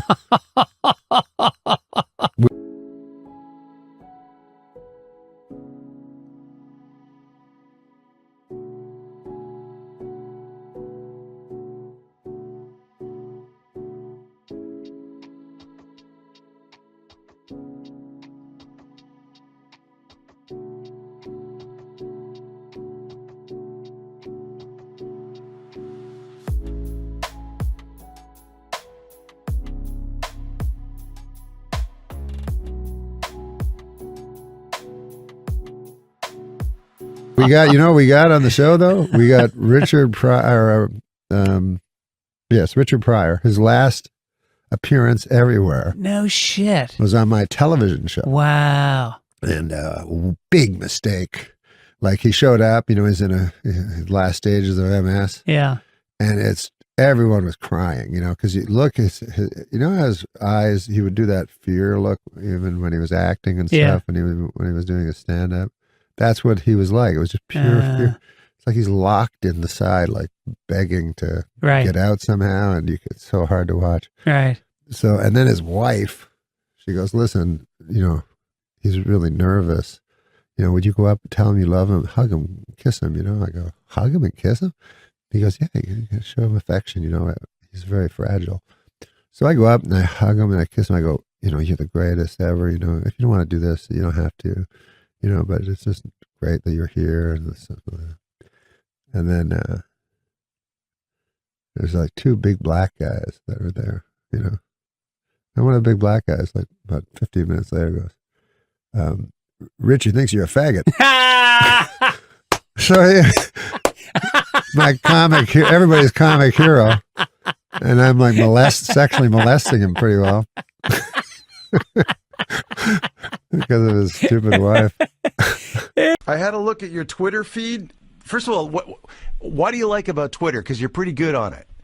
I like Twitter because you can just think of stupid things and then immediately force them on people. What was? I didn't know you could do a bunch of stupid things. I did because Twitter came out, I guess, a long time ago, and I thought it was people like celebrities going, "Hey, I'm eating an egg over at this restaurant, an egg restaurant or something." You know? That's what I thought it was about. So I said, "Well, that seems stupid." But then my buddy was telling me, "No, you can just write stupid jokes," and and so I do that. And then the fun part is you read the comments and everyone hates you. Well, what was the line you had about Gaddafi? Gaddafi was the poisonous tyrant Muammar Gaddafi, the psychopath, is missing. Geez, I hope he's all right. Sometimes people get mad at me for a tweet. It's bizarre. And sometimes it's like a real, benign one. You know, that's when they're usually most mad. And I remember one time, I just had watched Soylent Green, you know? Yeah. So I tweeted, I didn't know Soylent Green was people. Like, I've watched that movie 10 times. And a guy just told me Soylent Green was people, you know?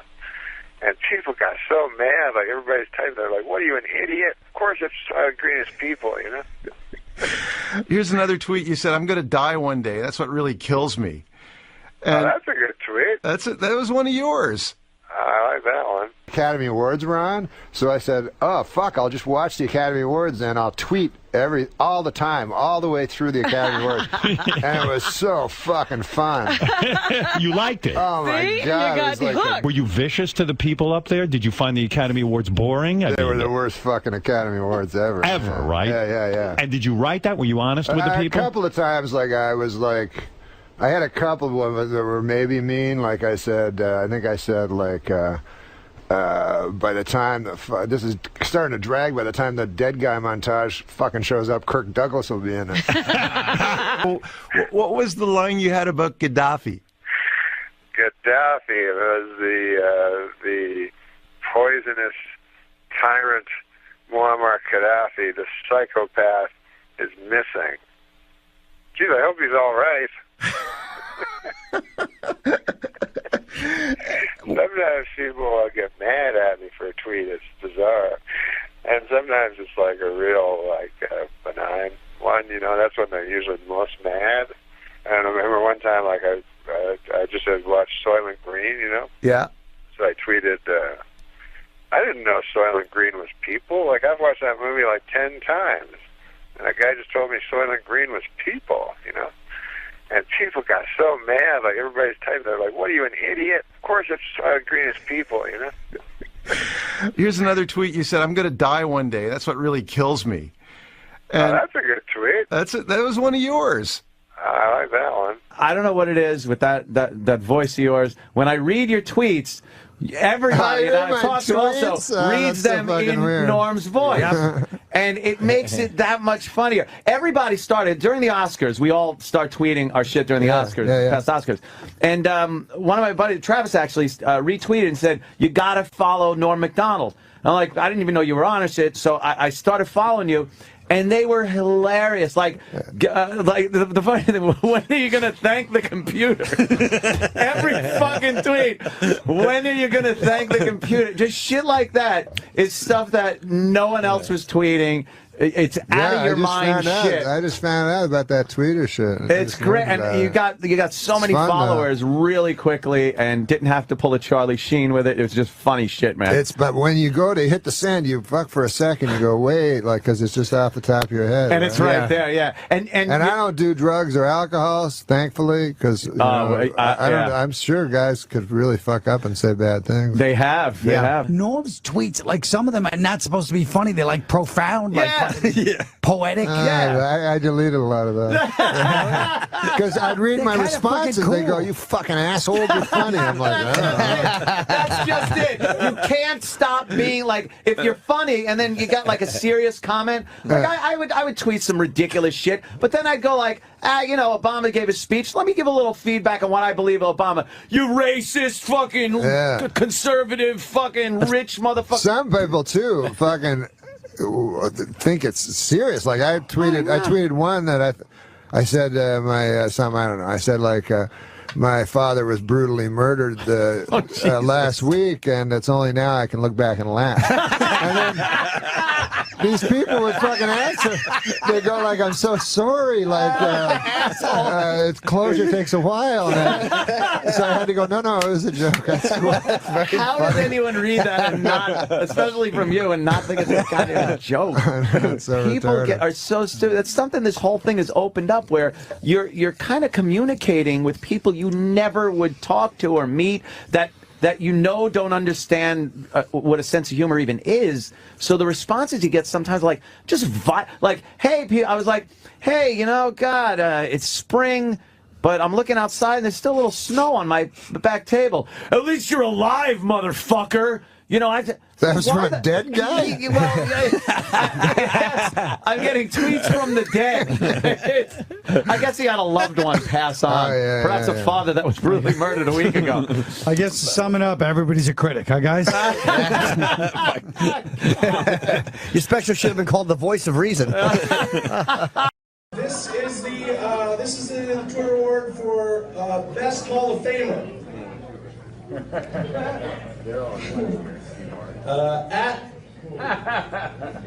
Going real well. At Albert Brooks. I installed the stripper pole outside my house. Haven't caught one yet. Steve Martin to go. OMG, President Lincoln has been shot. Wait, whoa, my internet connection is so low. At Alec Baldwin, how many friggin' times I gotta say it? 27, she's 27, geez. That's the girlfriend. At Al Yankovic, breaking news, Netflix splits off into a third company called Vernster, where you can rent nothing but Ernest P. Worrell movies for $5 a month. And at NORM MACDONALD, rest in peace, Amy Winehouse, we lost a true heroin addict today.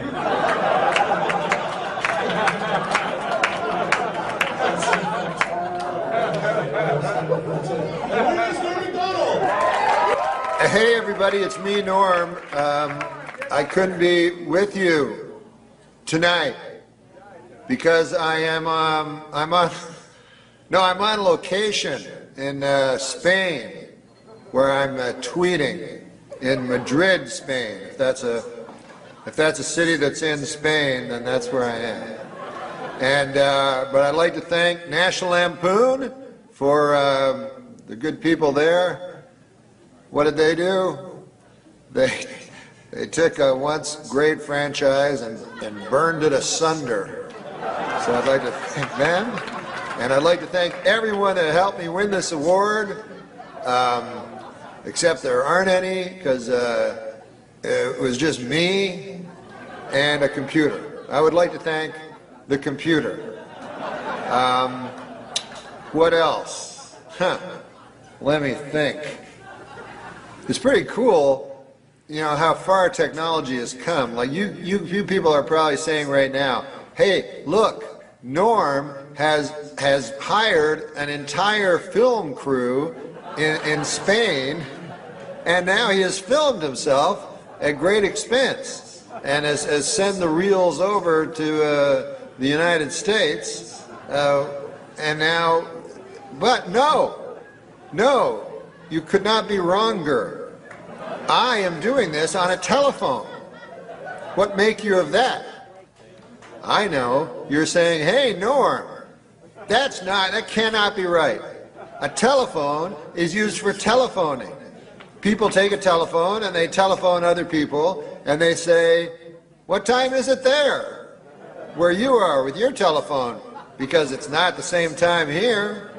But that is just the sort of Philistine pig ignorance I've come to expect of you animals. The fact is, welcome to the future. That's all I can say. Welcome to the future. And I myself love Twitter. I follow everybody, I follow Shelby Firo, who has her amusing, is angst a word? I've heard that word before. And I direct messaged her once. That's a true story. And she direct messaged me back. And it was either her or Chris Hansen. Who knows nowadays? But you can find anybody on Twitter. And I enjoy Eddie Pepitone and his tweets, which look to me to be the longest suicide note in history. But thank you for the award. And goddamn, I'm telegenic. I was at a party with a friend and I noticed you first, and you returned my gaze, knew how to quench my thirst. You took me to that room like a dream come true. The dance you performed was just for me and you. Kisses on the neck, then you work your way down. Let yourself go for me all around town. Seductively stood before me.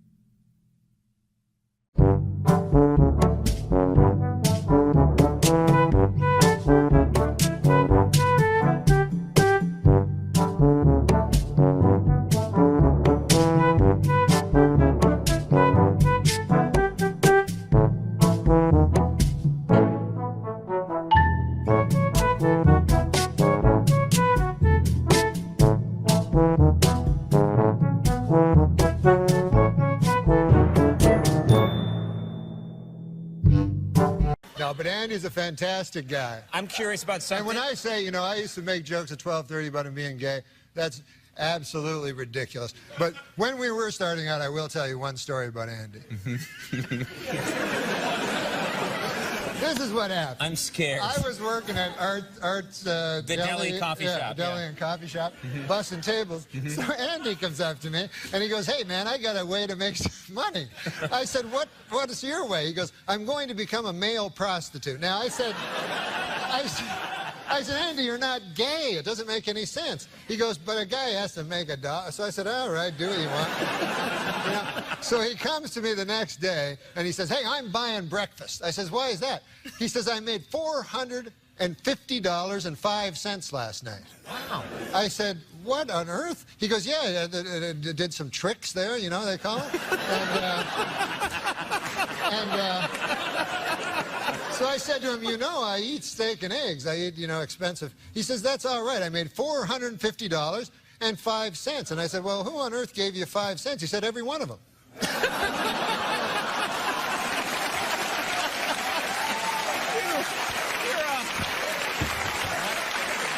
Good God, you're a horse's ass. I was concerned. That's simple arithmetic. That's 9,001 dudes.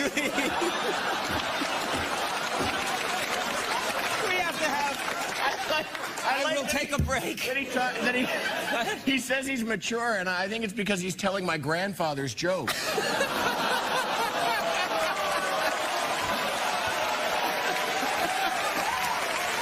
Stop it, both of you. Whoa. We're going to take a break right now. For some reason that escapes me, there'll be more with Norm MacDonald in just a moment. Know that in this day, nobody's gonna change. You won't ever leave. On my mind again, I'm still not tired of it. Can make you want me. And I might act okay, say things will stay the same. Say I'm all I need. For motivation, you still don't understand what our children are up against. Let me read you something that was posted on our message boards from someone who claims to be a member of a known pedophile network. It said this: he doesn't forgive. He does not forget. His group has over 9,000 penises. It's over 9,000! Over 9,000! Vegeta! Over 9,000! I meant to say Shudini. Shudini. It's no Ford Fairlane. Where is he, Shudini? Yes. No, I haven't. Do we have a copy of that God commercial? damn, I wish we could. We're going to get Because one. in it, Brent's going to get a copy of Houdini. And what was it? Was it great? Oh, wait, yeah, it was like a fake infomercial, right? Yeah, or was no, it it was real real. infomercial? Oh, my People God, thought it that was was fake. real? And it's like, you what know was how the catchphrase, though? It's like a shoehorn. on but a lot- stick. I can't believe that was real. They would have these old people trying to put their shoes on and off and falling down dead, you know, like they a look of terror, and then falling to, and you know, you go, oh, how many old people die from putting their shoes on, and you know, some people, if you're cynical, you might go, well, why don't they sit in a chair when they put their shoes on? But it's just your shoes on is a backbreaking chore. One wrong step, you could end up on the floor, and trying to get them off can hurt even more. Well, now there's Houdini, the world's first shoehorn that lets you get your shoes on and off with ease. Houdini has a telescoping handle that gives you the reach you need, so you can slip your shoes on without bending over. And unlike regular shoehorns, Houdini has a patented grip clip that holds your shoe in place while you take it off. Just slide it in and slip them off. Houdini works with all your shoes. You can even use them on sneakers. Right and just look how easy it is to put on and take off dress shoes, even when they're laced up. No more wrinkled clothes trying to get your shoes on. No more scuffing and damaging your shoes trying to get them off. Houdini is perfect for anyone with arthritis or back pain, especially those with limited mobility. Plus, the grip clip lets you pick up your shoes off the floor without bending over. So stop bending and struggling with your shoes every day and get them on and off the easy way. Get Houdini right this second. Come on, please. It's not just a shoehorn. Look at that, a shoehorn like erotic stick. look when she So pulls call the now thing and out. get your Houdini for just $14.99. You'll also receive our shoe renewer, the one-pass clear coat refinisher that works on any color to keep your shoes looking fresh and new. Plus, it's great for restoring handbags too. A $15 value free. But call right now and we'll double the offer. Just pay shipping. That's right. You get 2 Houdinis and 2 shoe renewers, all for only $14.99. Yeah, it was. Well, it has that hook that I like. Yeah. Yeah. But seriously, what does something like that pay? That wasn't bad. Yeah.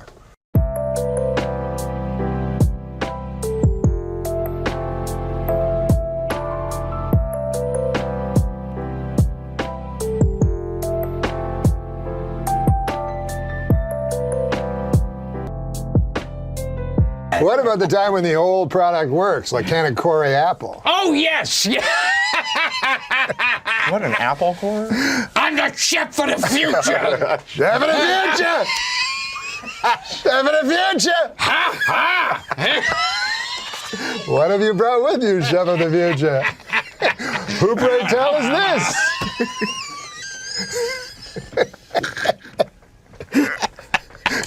God damn, I wish I had a time machine to see that action. Yeah, no, to take back my question. Thought you were going to say to murder Hitler. I would not. You know, people always fucking want to murder Hitler with their time machine, right? But then I feel if I got back there, I'd be afraid of falling under the spell of his fucking beautiful eyes. It's true. You want oratory, and be then locked in the gaze. Yeah, and then I join the fucking party, That's knowing his me. thing. He gives you his full attention. You're like, whoa, wait a minute. Maybe there's Norm, something to I mean- this guy. No, but before you ask another serious Believe it question, or we not, gotta they're move telling on. us to wrap it up. I don't exactly know why you got it. This was fun for everyone. It's the For the Lonely record, Island, guys. I would have killed Hitler. So thanks, gentlemen. Can I just clarify? if I did go back in time to kill Hitler, I would do it. Yeah, yeah. I wouldn't get lost in that's his the front eyes and door then choice. bail. Yeah. Just so I don't get like hit from all the like defamation leads. You would end it. Pro. Listen, Okay. man, I'm sorry about We gotta wrap it up. I'm sorry It's about over. bringing up Hitler. You really brought this live show to a new This is level. the first one, right? This is your first interview? It's just gonna get worse from This is here. the first time I've ever interviewed a man. If you can bring Hitler into all of them, they're going to ask you back for sure, which is I know what you want. You know, with Hitler, the more I learn about that guy, the more I don't care for him. I can't. Yeah. And there's nothing redeeming about the guy. I tell the guys, I go, how on earth could these Germans follow this lunatic, And they're like, oh, he was an incredible public speaker, he could hypnotize you with his public speaking. And then I see him, he's like, I go, what? That's not my idea of a silver-tongued devil, About 30 years pass, and Germany decides again to go to war, and again it chooses as its enemy the world. And this time they have that guy, Schrankly, that guy, and I'm not even going to dignify him by saying his name, but I think you know what I'm talking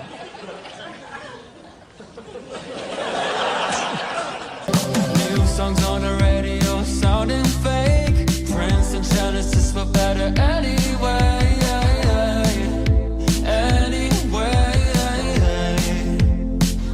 am I just being too real? We always talk about going back and, if you could only go back in time and kill Hitler. Right, yeah. But what a horror it would be to go back in time, meet Hitler, and get hypnotized by him. And like him. And then become one of the guys. And it gets even worse. They say he was a very powerful speaker. You didn't know, all of a sudden you're killing him. They say he was a powerful speaker. Then on YouTube, he's like, you're like, what yelling. The fucking Christ? Don't vote for him, vote for anyone else. The fat guy beside him. They make fun of Hillary Clinton when she raises her voice. Hitler was screaming at the people, right? He was screaming, spitting. It was crazy. Yeah, right. yeah. Wow. And they're like, whoa, what a silver-tongued devil. Norm. That feller is. Yes, sir. But this guy sent me, this is stupid, but on my phone, this guy, you'll laugh at this maybe. A lot of people get these pictures or tattoos, like of me as Joe Dirt. They send you, a lot of people get a lot of tattoos of stuff, like things you say or photos or whatever, or they send me ones of Farley or whatever. So this guy sends me he's got Norm of all morons on his hand, Norm MacDonald. So I text Norm, I just send it to him. I go, hey, you have fans. And then I put in parentheses, fan. all we know is for sure this one guy. Uh-huh. And then of course, like days later, David, hello, it's me, Norm. How are you? Have you ever texted with Norm? No, I haven't. No. Times 1,000. He just goes, he waits days, and then at 3 a.m, hello? I go, Norm, what are you doing? Are you answering me from 4 days ago? Is that what you're doing? Dave, it's Norm. Do you like money? Yes, Norm, I like money. Why? Would you like to have more money than all your wildest dreams? Yes, I would. And then an hour later, would you like to walk into a dealership and point to a car and then just buy it? I go, of course. How? And then 3 hours later, bet the over in the Blackhawks game in the first quarter. First period or something. I go, oh, okay. Too bad that game was 6 days ago, you fucking idiot. You know what's funny is that reminds me, I was just thinking about this the other day. Norm was on my late night show and always an amazing guest and some of my favorite moments. And I know that Norm is in the makeup room getting made up, and the band's playing. I'm about to go out and start the show, but I go in just to say hey to Norm, and what I want to do is make sure I like to get in sync with people a little beforehand, just make sure that we're both on the same page, get a good groove going. So I go in, the band's playing, and Norm's always great. I'm like, hey Norm, good to see you. And he's like, hey, can you back out of the way? I'm trying to see that television set. Can you back up there, Conan? And the TV's on. And so I sort of back out of the way, and I realize he's watching some college basketball game, and he's watching it. It's towards the end of the game and all this. And I go like, okay, well, anyway, good. And he goes, can you be quiet? Quiet. Hold on a sec. And then someone scores a basket, and he goes, and the game's over, and he goes like, fuck. And I'm like, what? And he went, I just lost just lost a lot of money. My whole dirty work. Yeah. Everything I made on dirty work is gone. and I went, oh, and he went, oh, I'm in a terrible mood. And I went, okay. And then someone with a headset said, Conan, it's time to go on. And I went, I'll see you out there. And he's like, 30 seconds. Fuck you. You came in and jinxed me. You jinxed me. I'm going to fuck up your show. I'm doing a show with the jinx. You going to jinx my set? I know. He's so funny. I did his show on Netflix, and it was so funny. And it was an hour or something of just random. We both didn't know what was going on. And it was actually hilarious. A forklift or something drove through the set. I'm like, Norm. I did like it because it was so thrown together. It was just. And then he told me we were at a commercial, and I thought we were, and we weren't. That's actually a good trick. That's a great trick. It was a great trick because then he goes, yeah, and then he goes, so anyway, what's really going on? And then we start bullshitting about stuff I would never say, and then he goes, and we're back out of the blue. The biggest star. It's amazing how like some of your friends, like seriously, like those guys who came out of Saturday Night Live, like Sandler, you, Chris Rock. There's a lot of guys who sort of all of a sudden are like real big players. Yeah, Norm got his own TV show. Norm's doing well. What? What? Do you hang out with Norm, or is it impossible? It's pretty impossible because he's crazy. He is. In L.A., I call him and he goes, I go, what happened last week? I called you to go on. You called me? And I go, yeah. On my phone? I go, yeah. And he goes, oh, yeah, I got that. I go, you didn't call me back? No. And he's serious. Yeah, he's crazy. And yeah, I know. Like, I have him on the show. I love him, though. He's the funniest guy around. I think you need to be kind of crazy to be really funny. He is very funny. I love him, too. And he has a gambling problem, Yeah.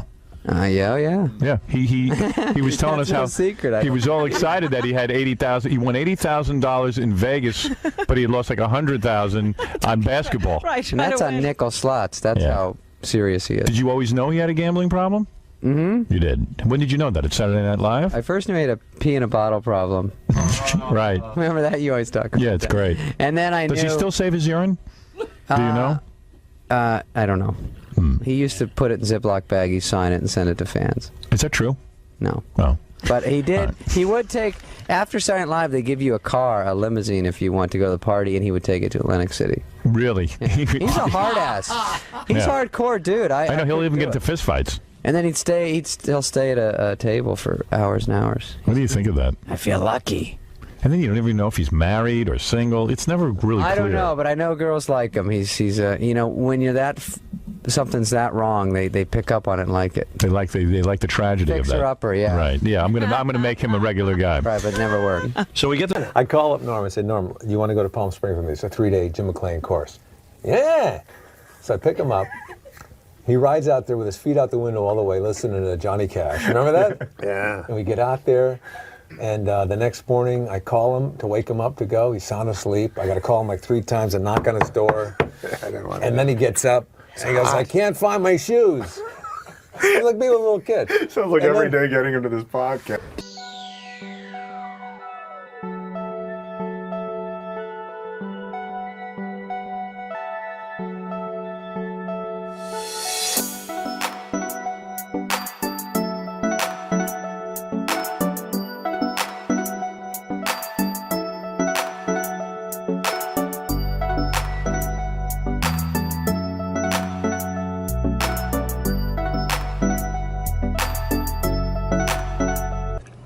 Norm is perfectly capable of like shaving and putting on a little Grecian formula and putting a tie and a suit on and going to New York and doing a really funny kick-ass 5-minute stand-up comedy set.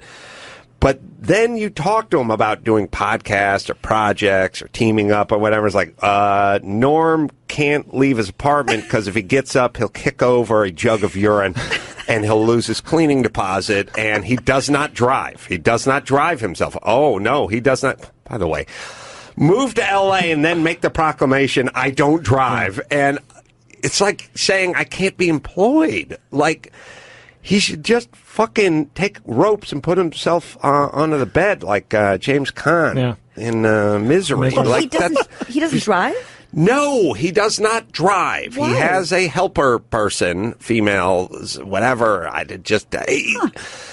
So it's so insane. And then, people tweet me all the time like, hey, get Norm on, man. You guys are dynamite together. Everyone loves you and Norm together. And I'm like, it would be awesome if he was capable of getting inside of a Volvo and propelling himself in my direction. Where does he live? He lives somewhere on the west side, sort of beach city. Oh, he's in L.A.? Yeah, he's in L.A. Okay. All right. He does not drive. Well, that can be fixed. I agree. Are you taking his beautiful Dave Letterman moment and making it about the fact that you can't get him to do anything with you? That's exactly what's happening. Yeah. I just see the guy. I'm seeing it because he is so good when he wants to be good, and he's puts himself together, and it's perfect. And then you see him, and he's got like a gray beard, and he's walking around with Kleenex boxes on for slippers, and it's like, look, just fucking learn, get your driver's license, and come on out. Yeah, join the rest of us. It's in society. Well, no, I feel like Norm's talent is being wasted in Norm's apartment instead of out with us. Which I believe now. See, I don't know anything about what Norm's doing. You catch him every now and then on a clip. You catch him. Maybe he calls in somewhere, and I've seen him there. He seems to tweet a lot now, though. Yes. He'll tweet. Guess what you can do from your living room. He'll watch an entire round of golf, the Masters. He'll tweet every shot. He'll go on long rants. Well, he showed up at the SNL thing. Yeah, I know. I mean, that's the whole thing. He's capable. He cleans himself up, he shaves, he puts on a suit, and he goes out and does a really funny stand-up set. And you wouldn't even need him to clean himself up or a suit. I'm wearing pajamas right now with slippers. I'm wearing fucking practically pajamas myself. I know. All I'm saying is he is one of the funniest guys on the planet. Oh, it would so be funny. nice if he could, somebody just backhand him and yell, get hold of yourself.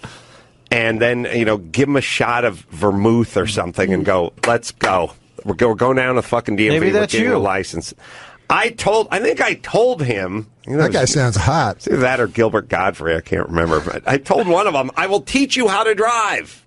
But you don't need to. If in his position, he can get someone to drive him places. Oh, there's Uber. I love Uber. Oh, you hate Uber? No, I love it. I just can't. It's impossible. The answer, yes, is you could get someone to do it. Has he never Maybe driven? he just has a social phobia that only goes away when he goes to New York for major television farewells and finales. Was there a driving-related trauma? I don't want to belabor this, but I'm fascinated. No, there are many people that they're allowed to just announce to the world that they're nuts, essentially. And then they can do whatever idiosyncratic behavior they like, and then everyone just sort of covers for them. They go, Gilbert Godfrey or Norm or whoever, everyone goes, oh, well, they don't drive. But no one ever goes, why the fuck not? I've been driving since I was 15 and a half. It's That's no like big deal. Bill Cosby doesn't have sex with women who are awake. That was his thing. That's his thing. He announced how it. it is. Maybe That's he the thing. should have announced it. He should have. Yeah, we'd be more forgiving. Little kid walking down the hall of his house. Yeah. He's screaming in his parents' bedroom. Opens the door. There's his father dressed only in chaps. His mother's dressed in a cheerleading outfit, no underwear. They're really having fun. What's going on? He said, oh, don't worry, sweetheart. We're just having fun. Go back to bed. I'll be down there and tuck you in a minute.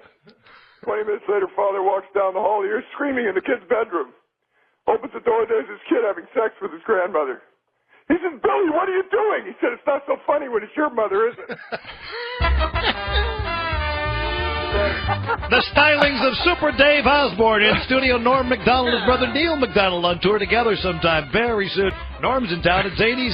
Zanies all weekend. Zanies.com. Are you in Zanies in Chicago? Yeah, you know that place? Of course, that's a great place. How do you know it? I don't. I knew he was going to But you know something? Any place that's called Zanies is great. Yeah, that's I thought comedians were supposed to do witty repartee and not tell jokes. Ooh. That's Neil MacDonald talking to Super Dave right now. Once again, the You know question. what? I Neil gotta say MacDonald is a something. May blank. I say something? That's the old match game stuff. Norm used to sit in front of the television and watch match games. I've been in this business a while, and I've never heard anybody say what he just said. I've never heard anybody say witty. Even in class, when I was a class clown, What about the witty the teacher never stopped me like that. I've heard Ready Whippartee before, but that's silent. No, but aren't you supposed to be experts in off-the-cuff badinage? Show. Wait a minute. Neil said a word. Wait. I'll bring this thing right off the air. If you got anybody listening, I'll just stop it. Neil, I heard you say something that I hadn't heard ever. Would you say that last line again that Super Dave was talking about? Aren't comedians supposed to be experts in off-the-cuff badinage? You know, the witty back and forth. What happened to that?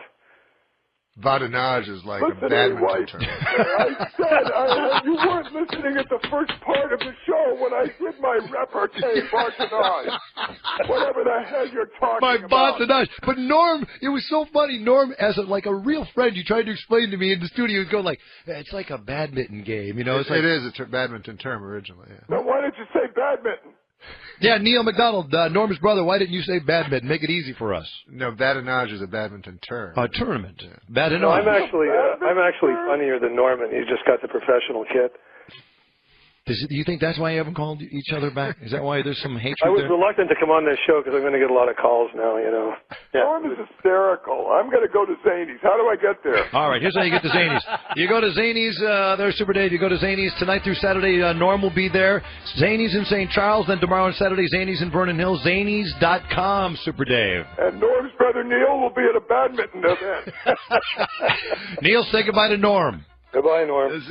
Say goodbye to Super Dave. Hey, Talk by the to way, you again in a few years. Wait a second now. See, tell him you'll call him back. Sure, man. I'll call. No, you won't. Of course. Will you? Yes. All right. Can I give Super Dave Neil's number? Yeah. Oh, just don't do that. What am I going to call Neil for? You know, what am I going to do? I'm in a good mood. I don't want to blow the whole thing. No, he can call me up and we can trade bars, you know. We're at an all-time low in world opinion, and I'm going to call Neil to pep me up. He just said. Hey, Neil, how you doing? What's your badminton term today? What's your term of the day that I can take with me all day and pep me up? No. Call me anytime. I am going to give Super Dave. Neil. I'm giving you the number. Neil ought to be on Match Game. That's a Match Game. Neil ought to be on Match Game. Hey, he said, by the way. I'll take Neil to win. He said. He's a What super did the blank. cat say when it came out of the pet shop going meow? What did what? No, he's going to tell a joke now. Go ahead. It's going to be good. Norm, you know what? I don't know how you wound up funny. That's all I can tell you. I have no concept. You must have run away from home when you were 3. Do you have any other funny brothers and sisters? Just get them all on the phone. We could destroy Brandmeier forever.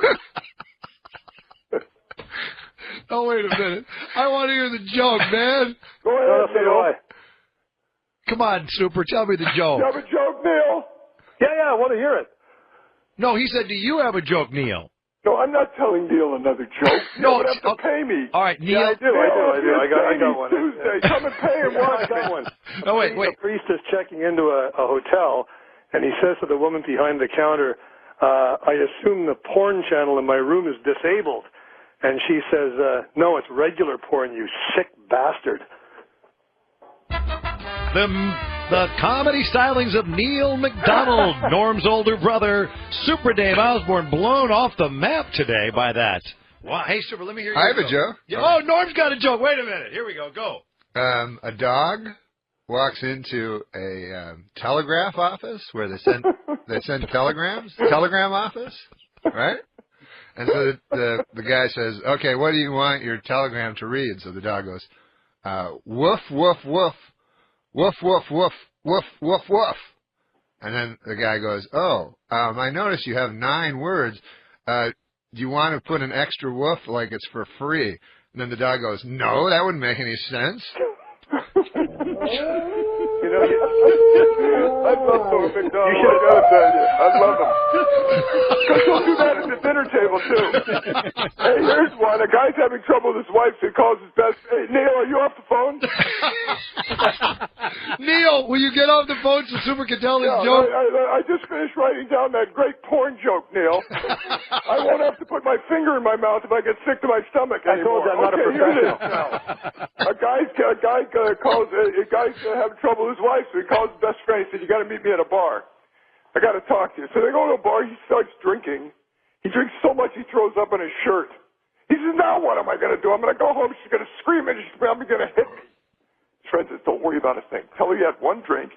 The guy next to you overdrank, got sick, and threw up in your shirt.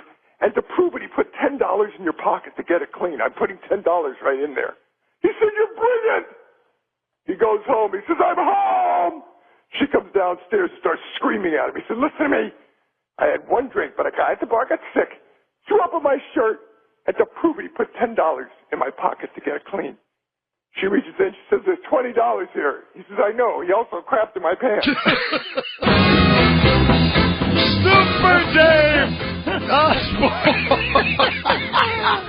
Super Dave Osborne.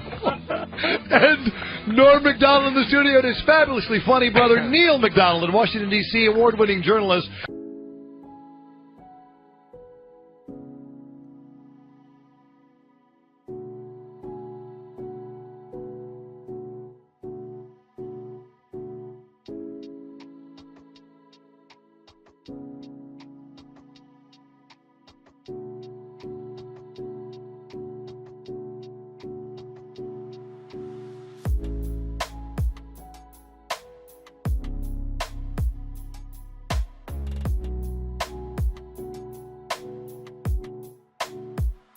Neil. Okay, hey, Norm, happy birthday. You're the greatest. Wait, fucking zanies, and I hope that we get together. Oh, you're going to hang up again? No, yeah, wait a minute. Wait a second. You know what I would love to do? I would love to do some more badinage. He's a great Canadian. Norm's a great Canadian. He'll probably be mad at me for saying that. Let's do some badinage. He's a great Canadian. What is badinage? Aren't comedians supposed to be experts in off-the-cuff badinage? What did you say, Super? Who cares if he's a great Canadian? Oh, Super Dave worked in Canada? I worked for 12 years in Canada. I'm a great Canadian. Neil, that's a point you could answer. What is the big deal if he is a good Canadian? What was he doing in Canada, running around in that weird flight suit? Super Dave was working in Canada. I did Bizarre, which was the first series in the history of cable, and then I did Super Dave. Yeah, I was running around in that weird flight suit, A-Wipe. That's what I was doing. Is that an Arab name, A-Wipe? While you were sitting at home going, what? What is that? Why aren't I watching the Canadian news? That sounded like Rickles. I know, I did for a minute. While you were at home going, I'm sorry, I got to While you were at home, let me apologize. I said I'm sorry. While you were at home, sitting with a rake, going, bah. I said I'm sorry. I know, okay? but Norm said that was very Rickle-ish. I said I'm sorry. He said, what do you want me to do? Neil, I got caught up. Oh. Let me explain something to you. Neil can bring things out of you don't normally do. That's right. Okay? Right. Yeah. You know what, guys? If I was captured, I'd rather have bamboo under my fingernails than have Neil come in and talk to me. No, if I was captured, I'd want to be in a room with Super Dave. I would. I just love this. I just think it's interesting that Neil worked in Washington. Yes. Which was in the United States, while Super Dave worked in Canada. Isn't that interesting, Super? Yeah, that is. Yeah, that's quite an observation, there, Norm. You were both countries away from each other while you. This is probably the way you're going to stay now, isn't it? What night are you going to be at Zany's? What night are you going to be at Zany's? Tonight and tomorrow and Saturday. I think he's still. And are you on the road now? When do you come home? I come home in 12 or 14 days, I think. Where do you go after Zane? I'm going to be on Canadian television tonight. Almost like you don't care. No, we care. We love Canada. We love it. What time are you going to be on, Neil MacDonald, Norm's brother? 9 p.m. Eastern. 9 p.m. Eastern. On Canadian. The National. On the Canadian National Television. Yeah. Super. You got satellite dish? Yeah, I got a satellite dish. Well, you might want to watch that. Yeah, I might. Yeah, you might want to. I really might. There's a lot of things I might want to do. You know what I would love? I'm going to be doing a piece on the economy there, Super. Oh, well, that ought to be quick. What are you going to say? It's not so bad. No, I'm going to say the. This is worse than 1929. In case you're interested. No, I'm going to say that after spending 5 years in this country, being told that I'm from a socialist nation, I'm going to be talking about how the United States government is nationalizing banks and taking over companies and putting trillions of dollars of public money into bailouts. Nothing socialist about that, right? No, that's interesting. Now, here's the thing. When I did my shows in Canada, the Canadian dollar was 63 cents. And now it's more than the American dollar. You mean when you were just running around with that crazy suit on? Oh, you know what, Johnny B? What? That did it. What? No, wait a minute. That did it. No. That was your farewell thing to me, and that's it. I'm No, going now, come and on. I'm going to take my clothes off and play badminton. Neil's badmintage. Neil, say goodbye to Super Dave. Neil's say goodbye to Super Dave. All right, Super. Goodbye, Neil. Are you leaving? Nice talking to you, buddy. Are you going? Yeah, I'm going. He wants to. Getting on? But we got to keep in touch, you and I. I think we're friends now. He wants to hear you hang up. What? He wants to hear you, Neil. He wants to hear you hang up. So I'm go ahead. not hanging up. No, Neil is. I think you started out as a writer for Roseanne, which many people consider probably the best sitcom pre-Seinfeld or of the 90s, the best like traditional sitcom of the 90s. And you were a writer on that show for a bunch of years, right? Yeah. Well, I started with stand-up, and then Roseanne saw me do stand-up and hired me. That was my first job in actual show business. And what was that like? I mean, again, every stand-up comic hopes to get discovered or like hopes to get his first job or whatever. I mean, were you like literally you had no other experience before writing for Roseanne other than stand-up on like one of the hugest shows of the 90s? No, I had none, and really, it was only because Roseanne liked stand-up that I got the job. Like, I don't think I ever would have got it traditionally. And then, when I was on the show, it was cool because it was just me and one other stand-up, and Roseanne only liked us because she hated, like, Harvard writers, and she hated, like, that snobby kind of, what she perceived as snobby. Right. And she really loved stand-up, so she was very hard on the writers, except for me and this other guy. And she was notorious for, like, basically saying, this is my show, ABC. Do not come down here and, you higher-ups and try to tell me how it's going to be. It's my show. And she did control everything, and to her credit, she did, because, I mean, the whole it was great. It was fascinating, because the writers every week would complain, because Roseanne would want everything changed, and then the show would be great, and then they'd complain again. Like, they never understood that she actually realized more what the show was than they did. Right. And her big thing was there's too many jokes. That was always her thing. Like, what's with all these jokes? Like, and so she like kill all the pad or all the one-liners, and the writers didn't like that because it's sort of an easy way to write. You just pepper a bunch of little jokes in there. Right, like Night Court. She was more into character, and she called it like an anti-sitcom. Yeah, and relationships, and that's why that show was so brilliant, because of the relationships between her and her kids, and the relationship between her and Dan. I mean, are there any particular episodes that you can remember writing that stand out, that said, oh, that's Norm Macdonald's? Like Conan O'Brien always says about The Simpsons, oh, the monorail episode is the one I wrote. Was there a Roseanne one that stood out to you? Yeah, there was one that kind of broke my heart, because a girl won an Emmy for writing it, even though I wrote it. Oh, no. But the way it works in show business and TV writing is it's just one person can write the episode. So even though it was my complete notion, this other girl wrote it, but it was based on my mother talking to my grandmother, and the episode was Roseanne's mother dies, and she has to explain it, or her father dies rather, and she has to explain it to her mother, and her mother can't hear her on the phone, because she's got bad hearing. Right. So it actually happened with my mother. So she's trying to tell. She starts off sad, but she ends up like screaming into the phone, so that her mother can hear it. Oh no! And that actually happened to you. That actually happened to me, yeah. And then I had to watch this girl win an Emmy for writing. Oh man!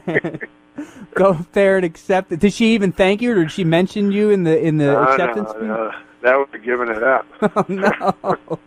Well, that sucks. I need your love. You free my mind. I need your love. Yeah, you free my mind. I have some bad news. Dad is not with us anymore. I said Dad has passed away. He's passed away. Dad is gone. Dad's dead. He's dead. No, dead. Dad. He's fine. He sends his love. Bye. It has heavy-duty grilling grates. Why are you laughing? You think the grilling grates are flimsy? No. No, they're heavy-duty grilling grates. They deliver exactly what you need to achieve when you need to achieve that perfect steakhouse flavor. Why are you laughing? You're making a mockery out of the man grate. So anyways, he was a child rapist and cannibal, as I explained. When he says child rapist, you try not to laugh when he looks at you. Oh, come on, man. It's not funny. I know it's not, but I know you want people to laugh. He only chose victims who were either mentally handicapped. Now, don't laugh at this next part, please. But you know he wants you to, right? No. If you laugh at this next part. Okay. And I'm not Fish chose victims who were either mentally handicapped or African American. Oh, come on. Why would you think that's funny? God damn, Fred. Jesus Christ, that was the worst part of the story. But anyways, but you were exactly right. That's why Albert Fish killed only mentally handicapped and African Americans. What about, okay. I thought you'd laugh at African Americans again, that they were. No, because I know him. I know he'll do something. That's outrageous. Well, it's kind of outrageous for you. But anyways. Some of the 200 Nigerian schoolgirls kidnapped by extremists in Nigeria have been forced to marry their kidnappers. And worse than that, they've been forced to laugh at their husbands' stories, even after hearing them for the umpteenth time. You know something.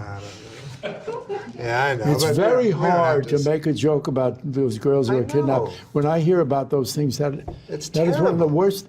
You know, and yet you got a big laugh out of yours. Yeah, I'm sorry. I got. Hey, for the 9th consecutive year, Nick, JetBlue Airlines ranked first for satisfaction among all North American airlines. But you know what ranked least in satisfaction? 9/11 Airlines. What a terrible name for an airline. It reminds me of that tragedy. Oh, 9/11. You know, oh, don't laugh at 9/11 again. 9/11.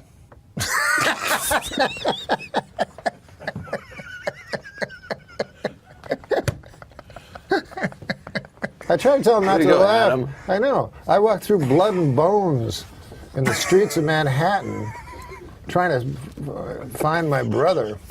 Jesus. Yeah, he was in northern Canada. You want me to hear my impression of the 9/11 call from Johnny Carson? The 911 call. Yeah, I'm sorry. Yeah. But 9/11 was a national tragedy. Yes, it was. Why do you laugh at that?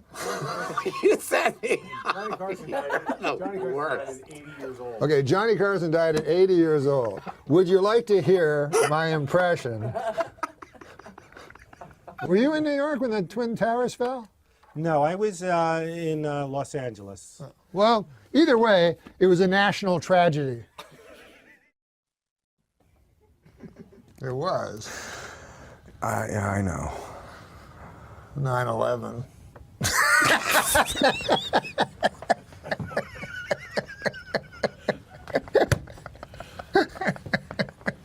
We're going to go to hell. Johnny Carson. Call.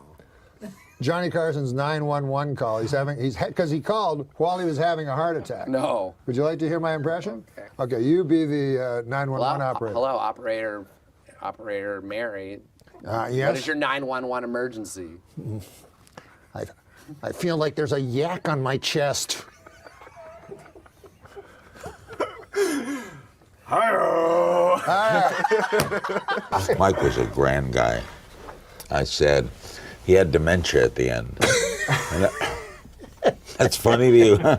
You know, McDonald, I want to tell you. No, it's a very odd thing to say. If you're looking to broaden your horizons, I don't think it's wise to laugh at someone who had dementia. I'm not laughing at that. I'm laughing that you said. I need your love. You free my mind.